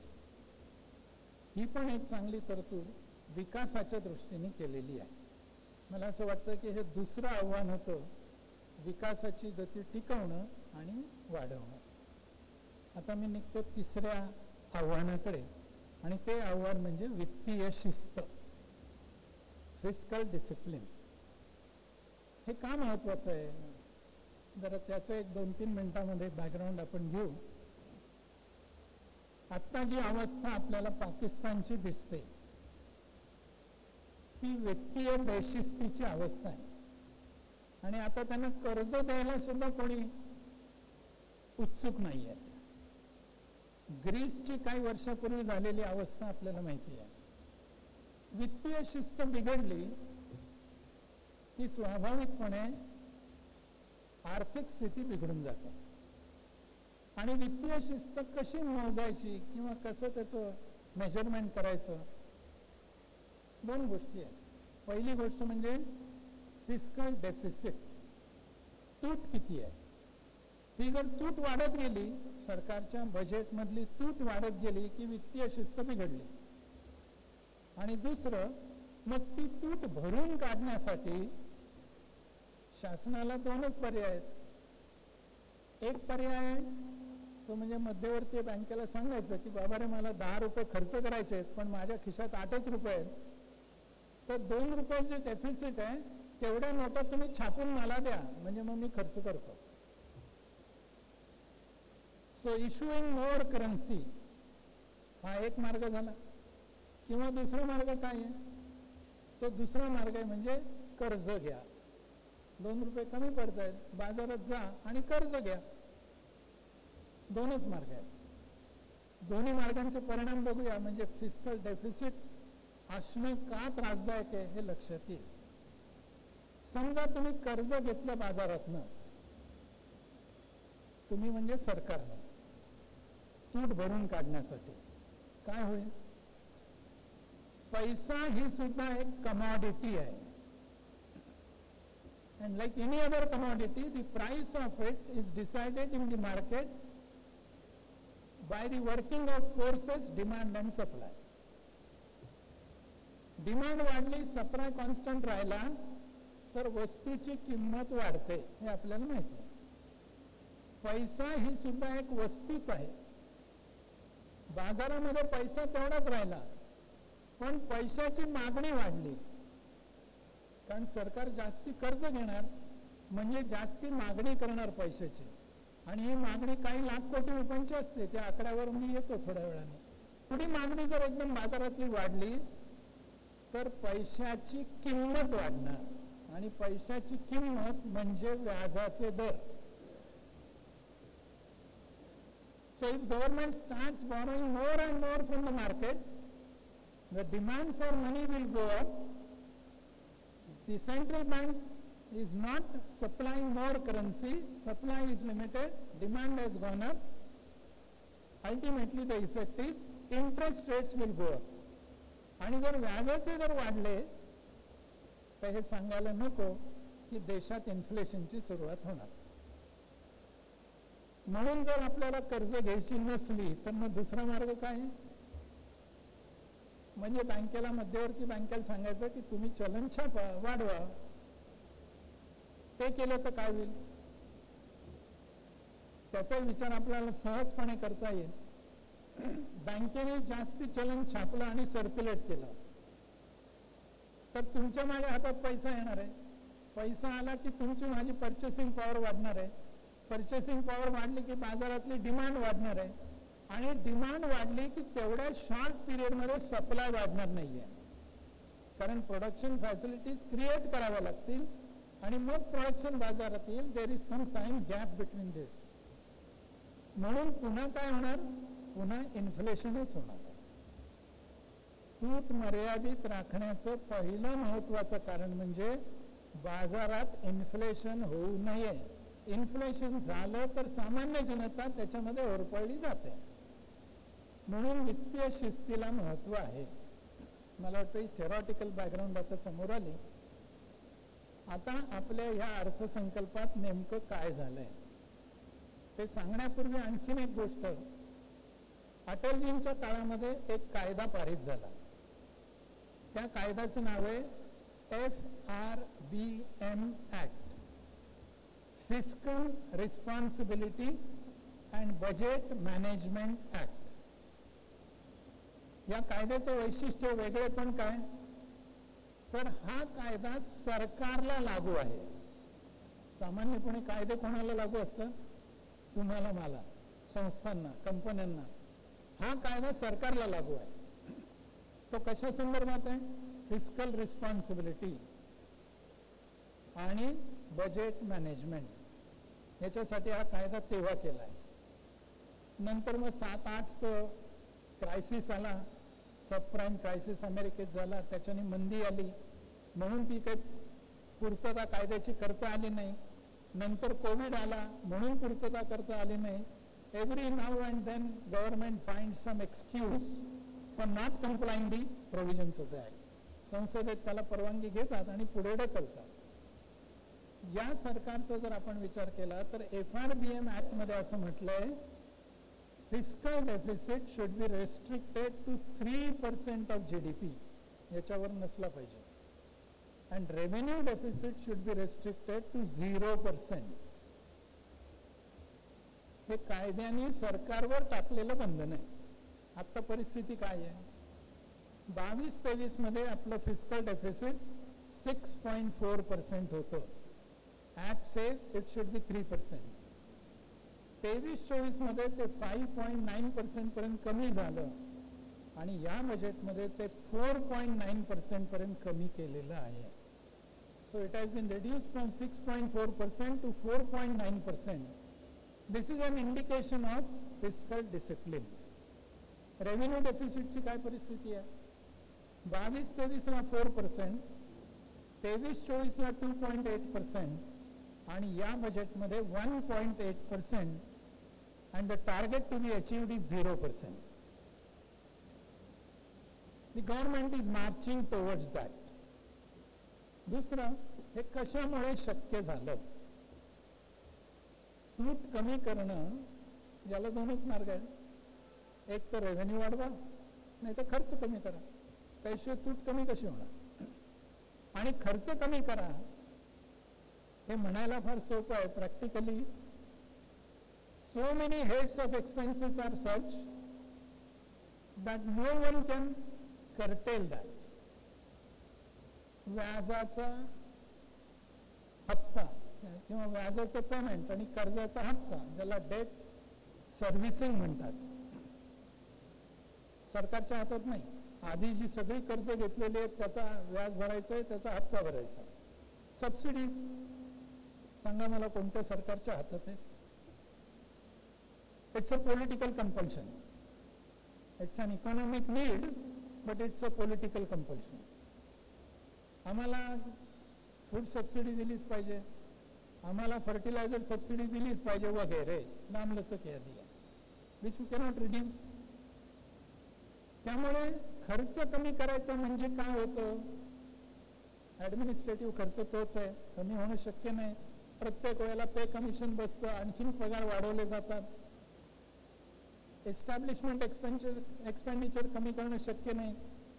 आणि आपले शेजारी इतके मैत्रीपूर्ण संबंध ठेवून आहेत की आपल्याला डिफेन्सवर कमी करता येत नाही.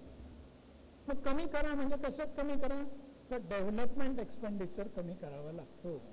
हा आतापर्यंतच्या सगळ्या बजेटचा अनुभव आहे. म्हणून एकीकडे एक्सपेंडिचर कमी करता येत नाही आणि दुसरीकडे रेव्हेन्यू वाढवायचं म्हटलं तर त्याला मर्यादा आहे. अशी तारेवरची कसरत असताना आता काय चांगल्या गोष्टी दिसतात आपल्याला? टॅक्स रेव्हेन्यू 22-23 मध्ये 30 लाख कोटी होता, 23-24 मध्ये तो 33 लाख कोटी झाला आणि आता तो 38.5 लाख कोटी इतका अपेक्षित आहे. इतका रेव्हेन्यू टॅक्सचा वाढला. त्यासाठी काय काय केलं आपल्या सगळ्यांना माहिती आहे. जीएसटीचा रेव्हेन्यू आता दर महिन्याला 2.25 लाख कोटी रुपयापर्यंत गेलाय. इन्कम टॅक्स पूर्वी जेमतेम 1 कोटी लोक भरत होते, आता जवळपास 8-9 कोटी लोक इन्कम टॅक्स भरायला लागलेले आहेत. झिरो टॅक्स कंपनीज होत्या and they were taking pride saying that we are zero tax company. आता झिरो टॅक्स कंपनी कन्सेप्टच गेलेली आहे. अनेक रिफॉर्म्स केल्यामुळे आणि ऍडमिनिस्ट्रेटिव्ह सुविधा निर्माण केल्यामुळे, म्हणजे ज्यांनी आता जुलैत रिटर्न्स भरलेले असतील या वर्षीच्या इन्कम टॅक्सची, काही जणांच्या चेहऱ्यावर लगेच रिस्पॉन्सेस आले. 4थ्या किंवा 5व्या दिवशी तुम्हाला असेसमेंट ऑर्डर घरी आले आणि तुमच्या बँकेमध्ये रिफंड जमा झालेला आहे. तुम्हाला आता डिपार्टमेंटला जावं लागत नाही. तुम्ही जे रिटर्न भरता त्याच्यावर विश्वास ठेवला जातो. मला वाटतं हे जे काही ऍडमिनिस्ट्रेटिव्ह रिफॉर्म्स झाले त्याचा एक परिणाम असा आहे की कंप्लायन्स वाढला आहे आणि म्हणून सुद्धा इन्कम टॅक्सचा रेव्हेन्यू वाढला आहे. दुसरं एक हेड असतं आणि ते हेड म्हणजे नॉन टॅक्स रेव्हेन्यू. ह्याच्यात काय येतं? एक येतं म्हणजे सरकारी उद्योगांचा नफा. दुसरं येतं ते म्हणजे डिव्हिडंड रिसिव्ड बाय गव्हर्नमेंट. तिसरं येतं सरकारला मिळालेलं व्याज, सरकारला मिळालेल्या फीज, सरकारला मिळालेल्या royalties. This all is non tax revenue. आता हा नॉन टॅक्स रेव्हेन्यू या वर्षी कसा वाढत गेला बघूया. 22-23 मध्ये तो 2.85 होता, 23-24 मध्ये तो 3.01 झाला मार्जिनल राईज, आणि या वर्षी तो 5.46 लाख करोड्स ऑफ रुपीज इतका अपेक्षित केला आहे. कशामुळे? पुण्यात मला वाटतं तो पेपर फार वाचला जात नाही, पण महाराष्ट्रभर जरा त्या पेपरचं नाव जास्ती घेतलं जातं. त्याच्या संपादकीयामध्ये बजेट आल्यानंतर तिसऱ्या दिवशी अग्रलेख ज्याला म्हणतो त्याच्यामध्ये एक फार छान स्टेटमेंट त्यांनी केलंय आणि म्हटलंय की 91 सालापासून आम्ही डिसइन्व्हेस्टमेंट हा विषय सुरू केला, आणि हे सरकार असं आहे की या वर्षीच्या बजेटमध्ये फक्त 50,000 कोटी डिसइन्व्हेस्टमेंट मध्ये दाखवलेत. म्हणजे यांना काही डिसइन्व्हेस्टमेंट करायची प्रायोरिटी वाटत नाही का? मला वाटतं आपण सगळे विचार करणारी मंडळी डिसइन्व्हेस्टमेंट का करण्याची गरज आहे. फक्त बँकांचं उदाहरण घेऊ. 69 साली नॅशनलायझेशन ऑफ बँक्स का झालं? काही कारण होती म्हणून झालं ना. आणि over a period of time या बँका प्रॉफिट मध्ये नाही, या बँकांना धंदा करता येत नाही, किंवा इतर पब्लिक सेक्टर अंडरटेक झाले, तिथे लॉसेस व्हायला लागले, सरकारची रक्कम गुंतून पडली, विकून टाका. अगदी सोप्या भाषेत मी हे डिसइन्व्हेस्टमेंटचं लॉजिक सांगितलं. म्हणजे तुम्ही you are unable to run the organisations when your crores of rupees त्या ठिकाणी इन्व्हेस्ट केलेली आहे. मग हे डिसइन्व्हेस्ट करा आणि ते दुसऱ्या कामासाठी वापरा. आपल्याला हे पटत होतं. यावर्षी पहिल्यांदा झालेला बदल असा आहे, पब्लिक सेक्टर बँका यांचा NPA जो 14 साली 11% होता, तो यावर्षी 0.6% वर खाली आलेला आहे. पब्लिक सेक्टर बँका ह्या लॉसेस मध्ये होता, या वर्षी त्यांचा प्रॉफिट 1.41 लाख करोड्स ऑफ रुपीजचा आहे.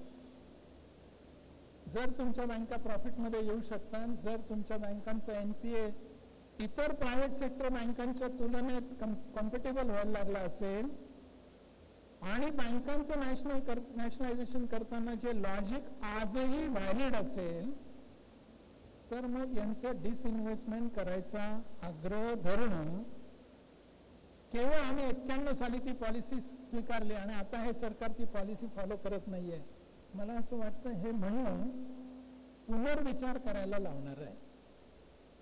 तेव्हा दुसरा जो इन्कम सोर्स नॉन टॅक्स रेव्हेन्यूचा आहे, त्याच्यामध्ये हे सगळं इन्क्लूड आहे, डिव्हिडंड.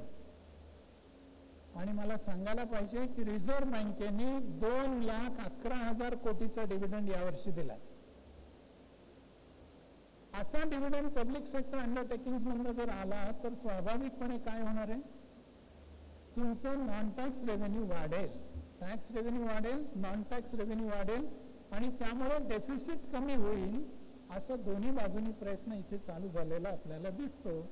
याचा परिणाम म्हणजे भारताने या बजेटमध्ये दाखवलेलं कर्ज किती, मी मगा सांगितलं डेफिसिट फिलअप करण्यासाठी कर्ज घ्यावं लागतं. 22-23 या वर्षामध्ये कर्ज होतं 17.39 लाख करोड्स ऑफ रुपीज. ते 23-24 मध्ये जवळपास तेवढंच राहिलं, आणि 24-25 मध्ये या बजेटमध्ये ते 14.72 लाख करोड्स ऑफ रुपीज पर्यंत खाली आलं. सुमारे 3 लाख कोटी रुपयांनी कर्ज कमी झालं. मला वाटतं याचे परिणाम आपल्या सहज लक्षात येतील. व्याजाचा मार कमी होईल, रिपेमेंट कमी होईल, आणि हे कमी झाल्यामुळे शिल्लक इन्कम जास्त राहील, जे तुम्हाला डेव्हलपमेंट आणि इक्विटीसाठी खर्च करता येऊ शकेल. तरी पण मध्यंतरी एक क्लिप सोशल मीडियावर आली होती, मला वाटतं आपण अनेकांनी ती पाहिली असेल. कोणत्या तरी एका एजन्सीने सांगितलं की भारत कर्जामध्ये बुडाला आहे. India is in debt trap. कारण अर्थमंत्र्यांनी एक स्टेटमेंट केलं होतं की आमचं डेट टू GDP रेशो हा 81% आहे. मला वाटतं पुन्हा 1 मिनिट मी तुमच्या सगळ्यांचं घेतो. डेट टू GDP, हे डेट कुठलं? डेट 2 प्रकारचे आहेत. इंटरनल डेट आहे, एक्सटर्नल डेट आहे. सेंट्रल गव्हर्नमेंटचं डेट आहे आणि स्टेट गव्हर्नमेंटचं पण डेट आहे. मग डेट टू GDP म्हणजे कुठलं डेट? तर हा जो 81% प्रमाण आमच्या अर्थमंत्र्यांनी जाहीर केलं ते आहे states and centre taken together, local and external debts taken together, असं 81% आमचं कर्ज आहे.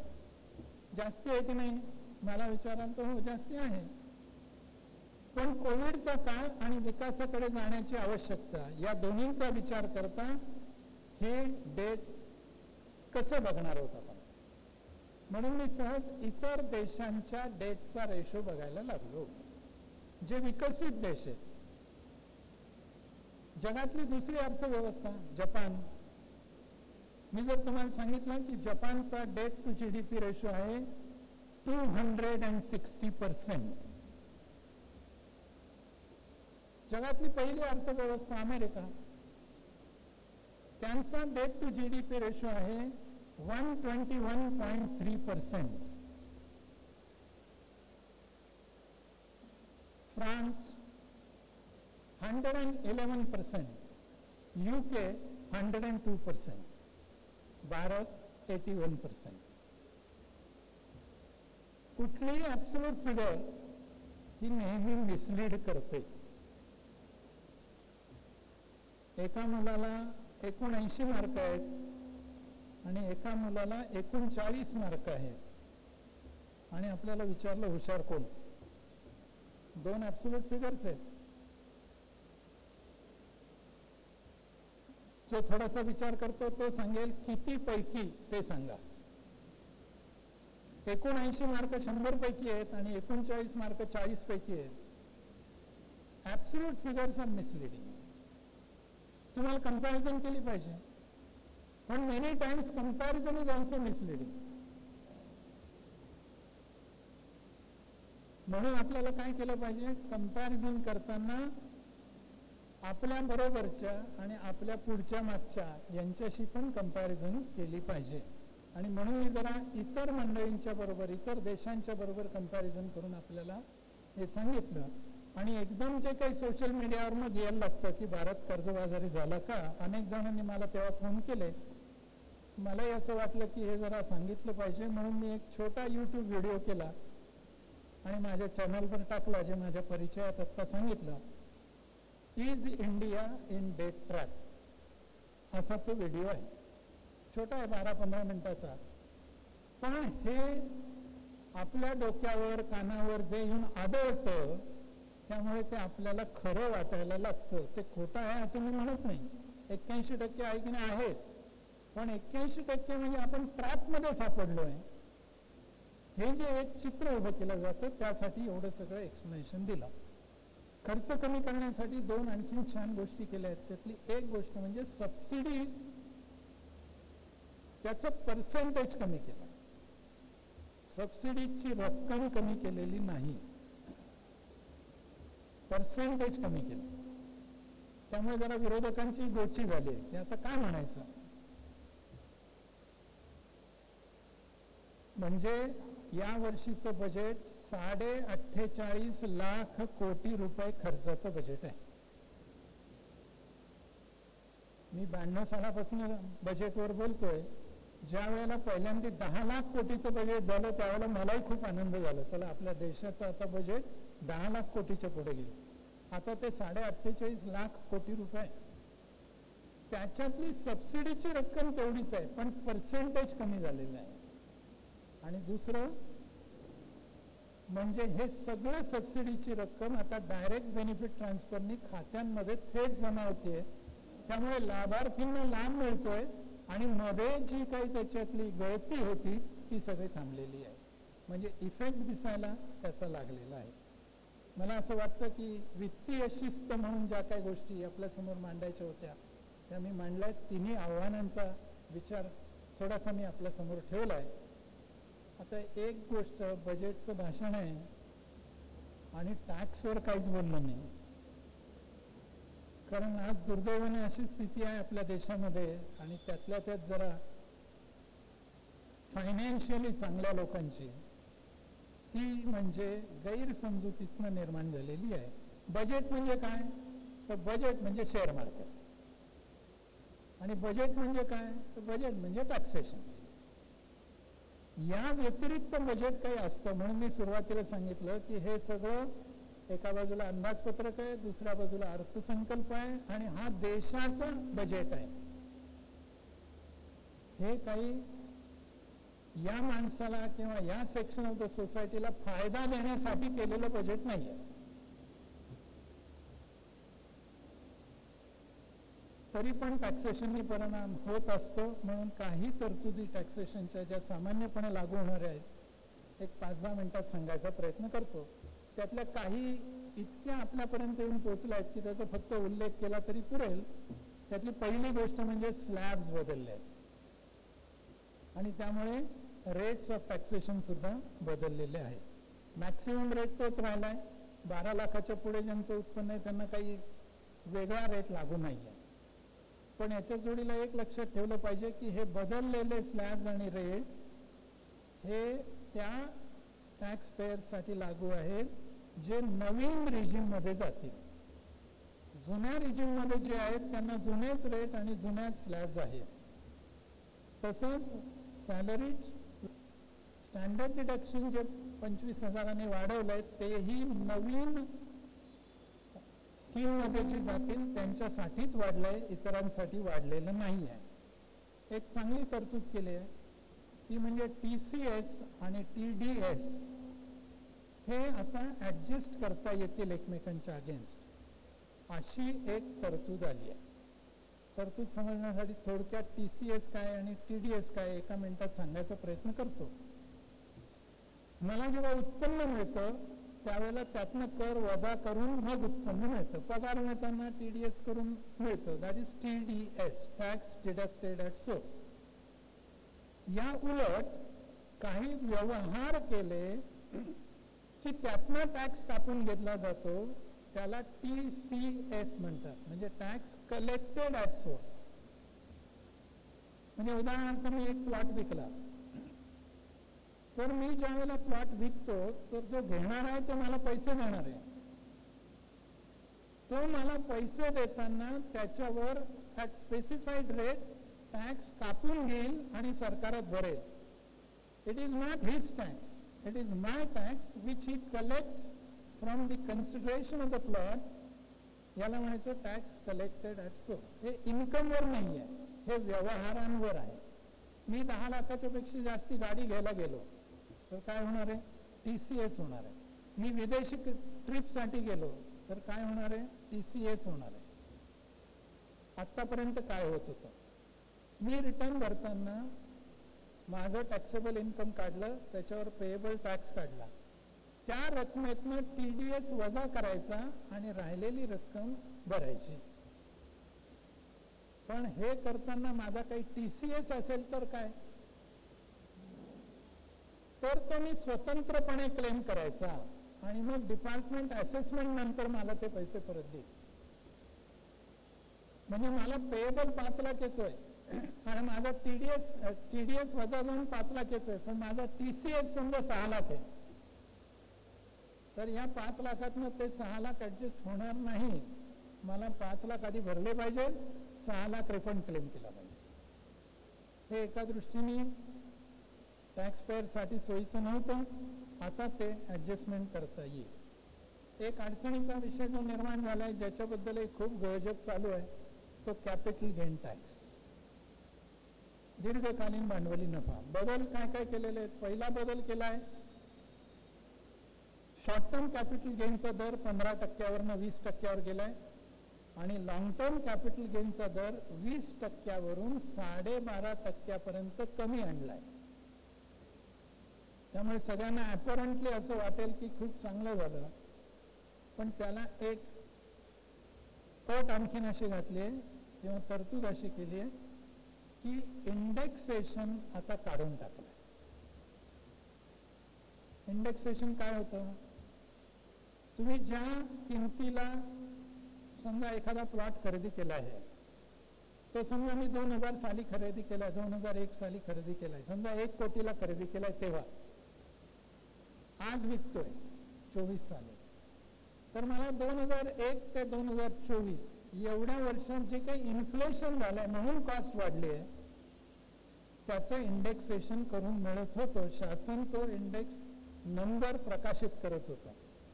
आता तो साधारण 3.6च्या आसपास धरू आपण गृहीत. म्हणजे परिणाम काय होणार आहे? माझं 1 कोटीचं त्यावेळेची खरेदी आहे, त्याची आजची कॉस्ट काय झाली इंडेक्सेशन करून, त्याची कॉस्ट समजा 3,60,00,000 झाली आणि मी तो 4 कोटीला प्लॉट विकलाय, तर माझा लॉंग टर्म कॅपिटल गेन किती धरला जात होता? 4 कोटी मायनस 3,60,00,000, म्हणजे 40 लाख हा माझा प्रॉफिट आणि 40 लाखावर 20% टॅक्स.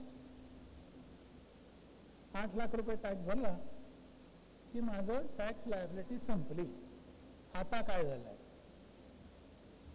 आता हे इंडेक्सेशन केलंय, म्हणजे तो 1 कोटीला खरेदी केला किंवा 10 कोटीला खरेदी केलेला प्लॉट आता 40 कोटीचा झाला.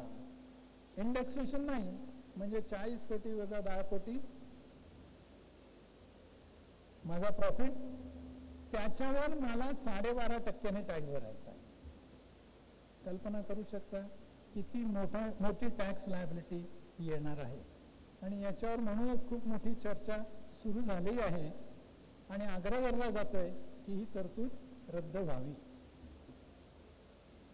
याशिवाय एंजल टॅक्सची मी प्रोव्हिजन सांगितली.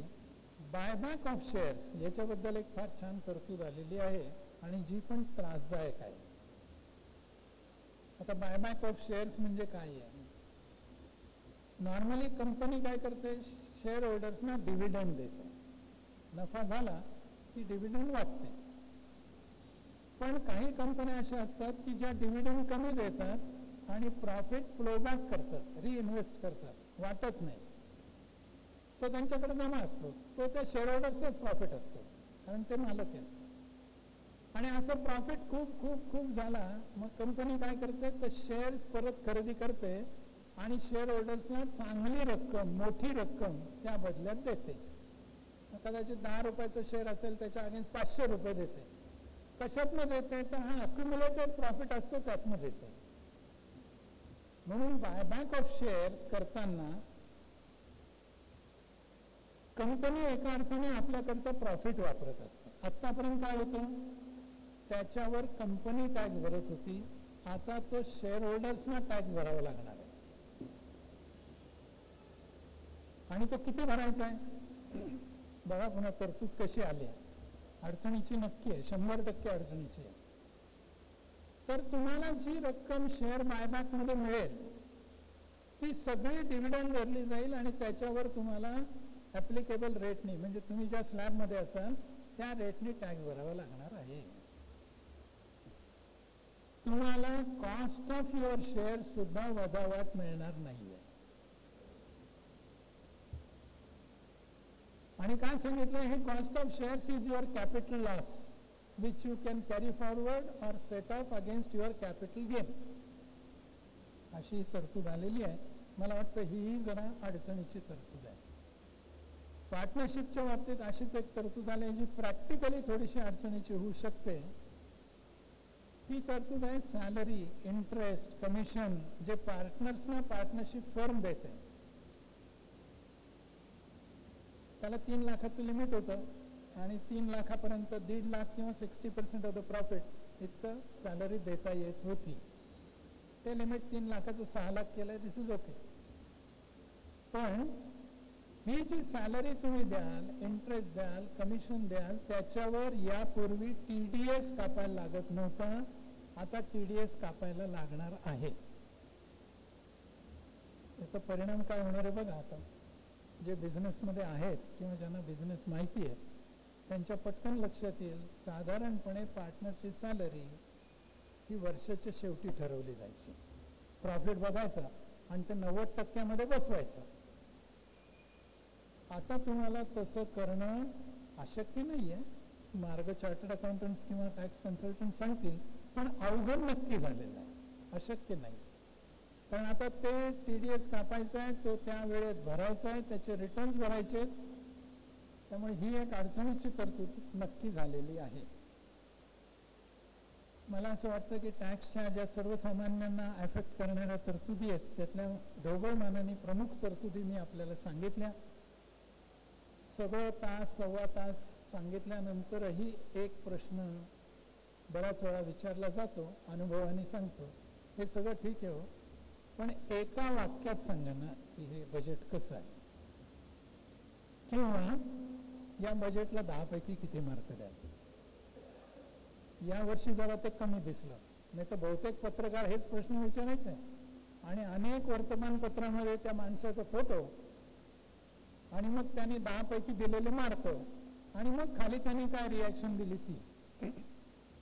यावर्षी कमी दिसलं. खरं म्हणजे कोणालाही मार्क देताना निदान ज्यांना CA ची परीक्षा माहिती आहे त्यांना हे माहिती आहे की CA च्या परीक्षेमध्ये मॉडेल आन्सर इन्स्टिट्यूट देते आणि त्या मॉडेल आन्सर नुसार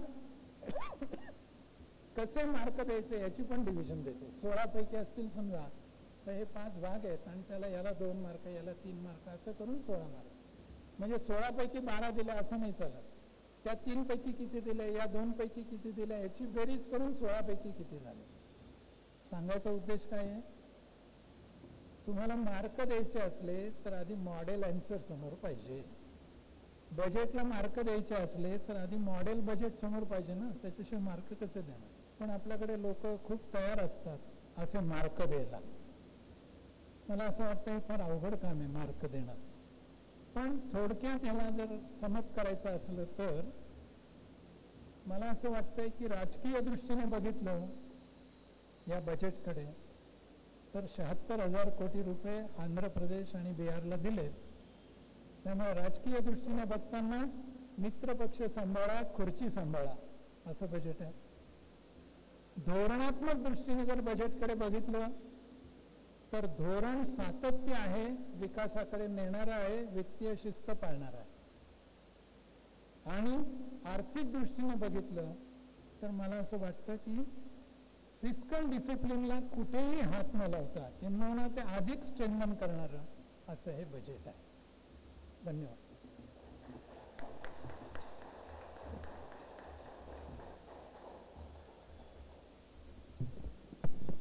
धन्यवाद गोविलकर सर. आपण खरंच ओघवत्या शैलीमध्ये खूप सोप्या भाषेमध्ये आणि सुटसुटीतपणे बजेटबद्दल सर्वांना माहिती दिली, त्याबद्दल आपलं मनपूर्वक धन्यवाद. याच्यामध्ये सरांनी वेगवेगळे मुद्दे कव्हर केलेले आहेत की सरकार ज्या वेगवेगळ्या योजना घेऊन आलेलं आहे. याच्या व्यतिरिक्त विश्लेषणात्मक पद्धतीने सरांनी वेगवेगळ्या मुद्द्यांची मांडणी केली. त्यामध्ये फिस्कल डेफिसिट आहे, एंजल टॅक्स आहे, टेक्नॉलॉजी डिफ्यूज प्लॅटफॉर्म कसे नव्या पद्धतीने बिझनेस मॉडेल्स आता येऊ घातलेले आहेत, याबद्दलही सरांनी खूप छान मार्गदर्शन केलं. आता आपण थोडं प्रश्नोत्तराच्या सत्राकडे वळूयात. ज्यांना कोणाला प्रश्न असतील त्यांनी थोडंसं उभं राहून मोठ्या आवाजामध्ये प्रश्न विचारावेत, जेणेकरून सर आपल्याला मार्गदर्शन करतील.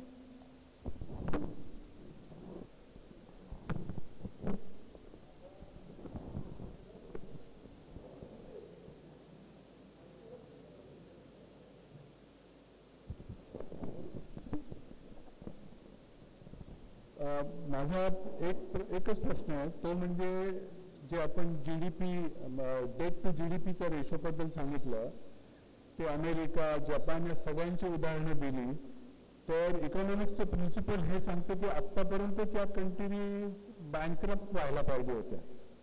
कारण त्यांनी 2007-8 मध्ये नोटा छापल्या, त्या नोटा पेट्रोल, डॉलर आणि याच्यामध्ये फिरल्या. म्हणजे dollar was use as a commodity, but some point in time it is going to hit back to their country. तर अमेरिका बँकरप्ट होऊ शकण्याची शक्यता आहे का?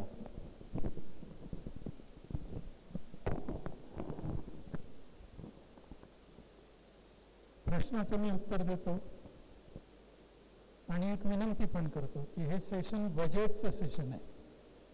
त्यामुळे आपले प्रश्न जरा बजेट रिलेटेड ठेवायचा आपण प्रयत्न करूया. हा बजेटशी इरेलेव्हंट प्रश्न नाही, पण बजेटशी थेट संबंधित पण प्रश्न नाही. याच्यावर तुम्हाला तपशील बघायचा असला तर माझे एक व्हिडिओ माझ्या यूट्यूब चॅनलवर एक स्वतंत्र व्हिडिओ याच्यावर आहे अमेरिकेच्या एकूण परिस्थितीबद्दल. थोडक्यात सांगायचं तर अमेरिकेने, खरं सांगायचं तर America is the most fortunate country in the world. तुम्ही जाता आता एक पेट्रो डॉलरचा उल्लेख केला, एक व्हिडिओ मी त्याच्यावर पण टाकलेला आहे की अमेरिकेचा आत्ता जो करार होता सौदी अरेबियाबद्दल बरोबर, तो आत्ता त्यांनी मोडला, सौदीने मोडला, की ज्याच्याने पेट्रो डॉलर सुरू झाले होते. म्हणजे पेट्रो डॉलर हे 2007-08ला नाही आलेले, ते आले ज्यावेळेला इस्रायलने त्यांच्यावर हल्ला केला होता आणि इस्रायलच्या हल्ल्यामुळे त्यांच्या तेलाच्या विहिरींना धोका निर्माण झाला होता. त्यावेळेला अमेरिकेने पुढाकार घेऊन काय सांगितलं की we will protect your country with our arms and ammunitions, with our soldiers. आम्ही हे करण्याला तयार आहोत. आणि मग तुम्ही काय बरं हे करणार आहात? तर अमेरिकेने नेहमीप्रमाणे उदार धोरण दाखवलं की जगात शांतता आणली पाहिजे वगैरे. आणि त्यांचा खरा हेतू काय होता तर त्यांनी एक अट टाकली की आम्ही सगळं करू, फक्त तुम्ही काय करा तर तुमचे पेट्रोलियम प्रॉडक्ट्सच्या किमती तुम्ही डॉलरमध्ये जाहीर करा. That was the only condition. याच्यात सौदीला किंवा पेट्रोल उत्पादन करणाऱ्या कंपन्यांना तोटा काहीच नव्हता, पण त्यांना हे प्रोटेक्शन मिळणार होतं. स्वतःचे सैनिक मारायचे नाहीत, स्वतःचे आर्म्स अँड एम्युनिशन्स वापरायचे नाहीत आणि फक्त पेट्रोलच्या किमती डॉलरमध्ये सांगायच्या. सो ते ऍक्सेप्टेड. परिणाम काय झाला? सगळं बिलिंग जर डॉलरमध्ये झालं तर त्याचं पेमेंट पण डॉलरमध्ये व्हायला पाहिजे ना. आणि मग त्याच्यासाठी डॉलरची मागणी जगात वाढली. ही मागणी वाढल्यावर ती पुरवण्यासाठी अमेरिकेने वारेमार डॉलर पुन्हा इश्यू करायला सुरुवात केली. पहिल्यांदा इश्यू केले 44 साली. सगळा इतिहास मी त्या ह्याच्यात दिलाय. ज्या वेळेला तुम्ही गोल्ड स्टँडर्ड सोडलं जगातल्या लोकांनी, पहिल्यांदा इंग्लंडने सोडलं आणि मग बाकीच्या देशांनी सोडलं, त्यावेळेला अमेरिका एक देश फक्त असा होता की ज्यांनी आपला डॉलर कन्व्हर्टेबल इंटू गोल्ड ठेवला. $35 मागे 1 अंश सोनं आम्ही देऊ अशी कमिटमेंट होती. स्वाभाविकपणे जगात काय झालं, दुसरं कुठलंही चलन असं नाही की जे सोन्यात कन्व्हर्ट होतं, म्हणून सगळे डॉलरच्या मागे लागले आणि पाऊंडचा इम्पॉर्टन्स कमी होऊन डॉलरचा इम्पॉर्टन्स वाढला. ही पहिली मूव केली. दुसरी मूव मी आता सांगितली, त्याच्या आधीची केलेली म्हणजे IMF आणि वर्ल्ड बँक एस्टॅब्लिश केल्या आणि त्यांच्या मार्फत, वर्ल्ड बँकेचं नावही आपल्याला माहिती आहे, international bank for reconstruction and redevelopment, IBRD असं नाव आहे. म्हणजे जे देश बेचिराख झाले या किंवा अडचणीत आले या महायुद्धांमुळे, त्यांचं रिडेव्हलपमेंट करण्यासाठी ही IMF आणि वर्ल्ड बँक व्यवस्था निर्माण केली जे तुम्हाला फंडिंग करेल, लोन देतील, इंटरेस्ट फ्री लोन देतील, ग्रँट्स देतील, एड देतील, कोणत्या भाषेत देतील, तर त्यांच्याकडे जो पैसा येईल त्या भाषेतच ते पुढे देणार ना. आणि पैसे देणारं कोण होतं? प्रामुख्याने अमेरिका होती, कारण बाकी सगळे देश युद्धामध्ये लढले होते. म्हणजे मग डॉलर आले, यांच्याकडे डॉलर आले की ते जगभर फिरायचे आणि त्या डॉलरमधनं मग खरेदी सुरू झाली. डॉलरची मागणी वाढवण्यासाठी अमेरिकेने ज्या कसरती केल्या आहेत, हुशारीने केल्या आहेत, हे मानलंच पाहिजे. पण डॉलर आपोआप या स्टेजला आलेला नाही. अमेरिकेच्या देशाची इकॉनॉमी आपोआप नंबर 1ला आलेली नाही. म्हणून ह्या गोष्टी मी जरा सांगितल्या. आता याचा परिणाम काय झाला? अमेरिका डॉलर काढत राहिली, जगभर डॉलर पसरत राहिले, डॉलरची मागणी वाढत गेली. देशांना शंका निर्माण झाली, can US be able to convert dollar into gold? आणि मग एकेका देशाने सुरुवात केली की तुमचे डॉलर घ्या, आम्हाला सोनं द्या. हा इतिहास आहे. 71 साली निक्सनने पहिल्यांदा एक शॉक दिला 15 ऑगस्ट 71, आणि ही announced hence after dollar will not be convertible into gold. आता तो गोल्ड मध्ये कन्वर्ट होणार नाही अशी स्थिती आल्यावर it became at par with other country currencies. मग त्यांना पुन्हा काहीतरी आवश्यकता पडली. ती आवश्यकता म्हणजे पेट्रो डॉलर्स त्यांनी भरून काढली. आत्ता ते पेट्रो डॉलर्सची परिस्थिती, त्यांनी तो करार रद्द केलेला आहे. जगातल्या सगळ्या देशांना हे कळायला लागलंय आणि त्यांनी आपली फॉरेन एक्सचेंज रिझर्व्ह जे आहेत त्याच्यातलं डॉलरचं प्रमाण कमी करायला सुरुवात केलेली आहे. भारताने पण कमी केलंय, चायनाने पण कमी केलंय, जपानने पण कमी करायला सुरुवात केली आहे. And all these countries are buying gold now instead of dollars. याच्यावर पण एक व्हिडिओ तुम्हाला माझ्या युट्यूब चॅनलवर मिळेल. Why China is buying gold असं त्याचं नाव आहे. या सगळ्याचा अर्थ काय आहे? मला वाटतं या सगळ्याचा अर्थ म्हणजे तुमच्या प्रश्नाचं उत्तर आहे. आता अमेरिकेची ही स्थिती नाही आहे. That is neither a production hub. सगळं आयात केलेलं जातं. कसं फॉर्च्युनेट देश आहे बघा, ते डॉलर छापतं, जगात पाठवतं. जगात डॉलर आले की ते आयात करायला सुरुवात करतात. आयात करताना अमेरिका कंडिशन्स घालते म्हणून स्वस्त निर्यात करावी लागते. म्हणजे स्वस्त वस्तू मिळतात, त्याचं पेमेंट ते डॉलरमध्ये करतात. आणि हे यांच्याकडे आलेले पैसे कुठे गुंतवायचे म्हणून ते American treasury bills and bonds खरेदी करतात. म्हणजे पुन्हा ते डॉलर अमेरिकेकडे जातात. म्हणजे अमेरिका फक्त डॉलर छापते, त्या बदल्यात वस्तू सेवा घेते आणि परत डॉलर आपल्याकडे येतं. प्रचंड मोठ्या प्रमाणावर कर्ज आहे. आता गेल्या काही 1.5-2 वर्षाच्या काळात 3 वेळा अशी परिस्थिती आली की संसदेला खर्च करण्यासाठी किंवा कर्ज घेण्यासाठी संसदेकडे परवानगी मागावी लागली. This is the position. So the day is not far away. ठीक, इतिहासामध्ये नॉट फार अवे म्हणजे किती हे काही भविष्यासारखं सांगता येणार नाही. कारण दुर्दैवाने जगामध्ये पर्याय नाहीये. नाही तर 71 सालीच डॉलरचं महत्व संपायला पाहिजे होतं.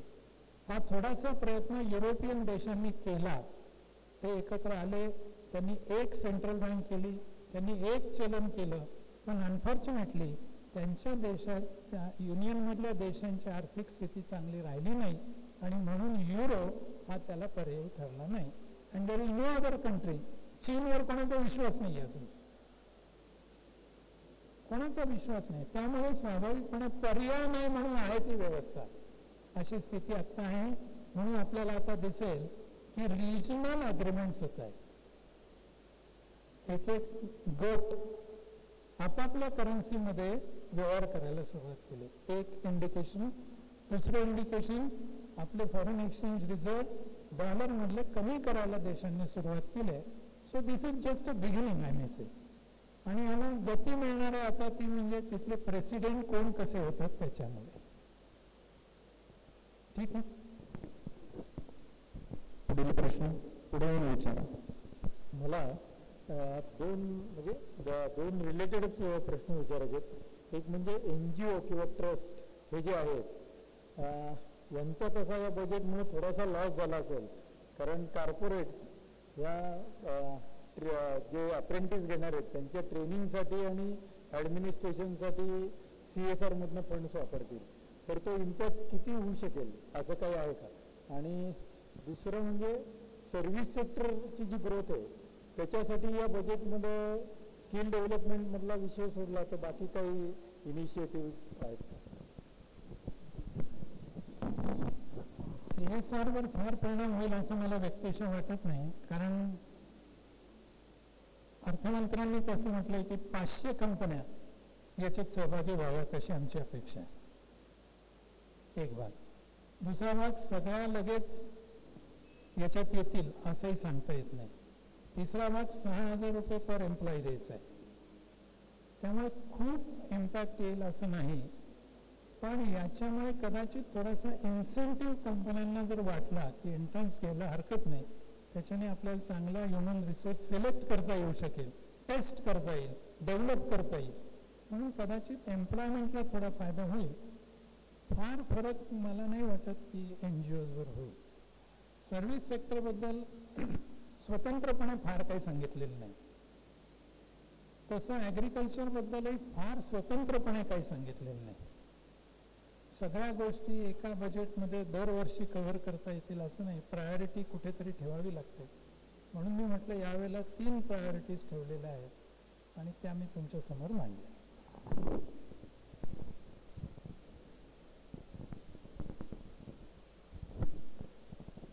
तुम्ही काही आकडे पण सांगितले, पण एक थोडं ते करेक्ट पण करून घ्यायचं होतं की एकूण या बजेटमध्ये एक्सटर्नल डेट हे 14 ट्रिलियन रुपीज म्हणजे ते 14 लाख कोटीचं सांगितलं आहे.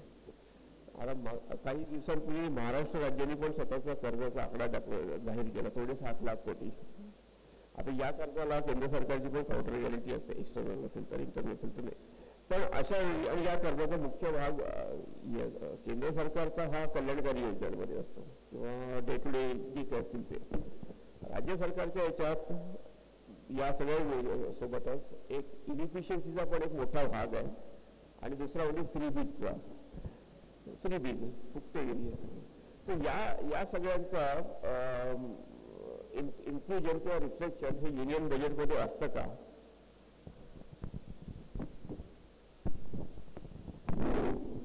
स्टेट गव्हर्नमेंटचं बजेट हे स्टेट गव्हर्नमेंटचं बजेट असतं. स्टेट गव्हर्नमेंटच्या काही योजना या राज्य सरकारने राबवायच्या असतात, काही योजना केंद्र सरकारने राबवायच्या असतात. राज्य सरकारने राबवायच्या योजनांसाठी फंडिंग हे केंद्र सरकार देत असतं आणि काही योजना राज्य सरकारांच्या मर्जीवर असतात, राबवायच्या का नाही राबवायच्या. सो सेंट्रली स्पॉन्सर्ड स्कीम्स असं त्याला इंग्रजीत म्हणतात. तेवढा पुरताच केंद्र सरकारचा यांच्याशी संबंध असतो. पण राज्य सरकारांनी कर्ज किती घ्यावे याबाबत मात्र केंद्र सरकार काही निर्णय घेऊ शकतं. आणि फॉर द फर्स्ट टाइम केरळने कर्ज घेण्यासाठी बाजारात काही हालचाल सुरू केल्यावर केंद्र सरकारने त्याला मज्जाव केला. अलीकडची गोष्ट आहे, त्याच्यावर पण माझा एक व्हिडिओ माझ्या YouTube चॅनलवर आहे, तोही जरूर बघा म्हणजे तुम्हाला अधिक तपशील मिळेल. ते मज्जाव केल्यावर केरळ सरकार सुप्रीम कोर्टात गेलं आणि आमच्या काय म्हणतात त्याला सॉव्हरेंटीवर, सार्वभौमत्वावर हा आघात आहे असं त्यांनी दावा दाखल केला. सुप्रीम कोर्टाने निकाल दिला आहे की असा आघात बिघात काही नाही. Central government has the right, constitutional right to limit the borrowings. ते किती लिमिट करता येतात वगैरे सगळा तपशील मी त्या व्हिडिओमध्ये दिलेला आहे. एवढा संबंध मात्र नक्की केंद्राचा आणि राज्याचा आहे. बाकी योजना तुम्ही किती फुकट द्यावं, काय रेवडी द्यावी तर ते आता राज्यावर अवलंबून आहे. पुढचा प्रश्न, कोणाला प्रश्न आहेत का अजून?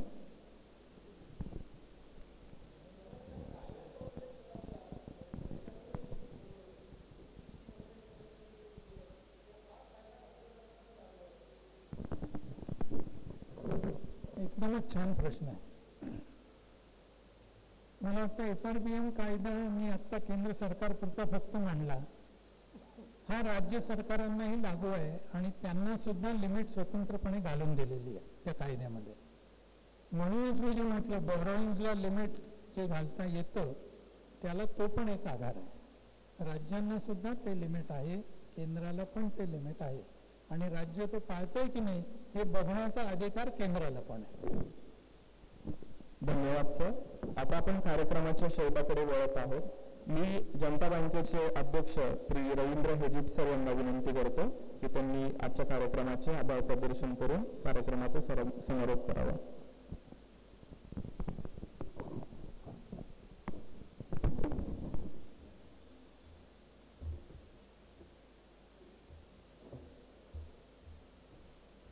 डॉक्टर गोविलकरांनी अतिशय सोप्या भाषेमध्ये आणि सगळ्यांना समजेल असं अंदाजपत्रक, बजेट, अर्थसंकल्प या विषयावरती सगळ्यांचं समाधान केलं. प्रबोधन मंचाचे अध्यक्ष हरिभाऊ मिरासदार यांनी हा कार्यक्रम आयोजित केला होता. त्या सगळ्यांचे मी आभार मानतो. प्रबोधन मंचाचे कार्यकर्ते, उपस्थित सर्व मान्यवर हे सगळे कार्यक्रमाला उपस्थित राहिले, पाऊस पडत असताना सुद्धा. सगळ्यांचे मनस्वी आभार. धन्यवाद.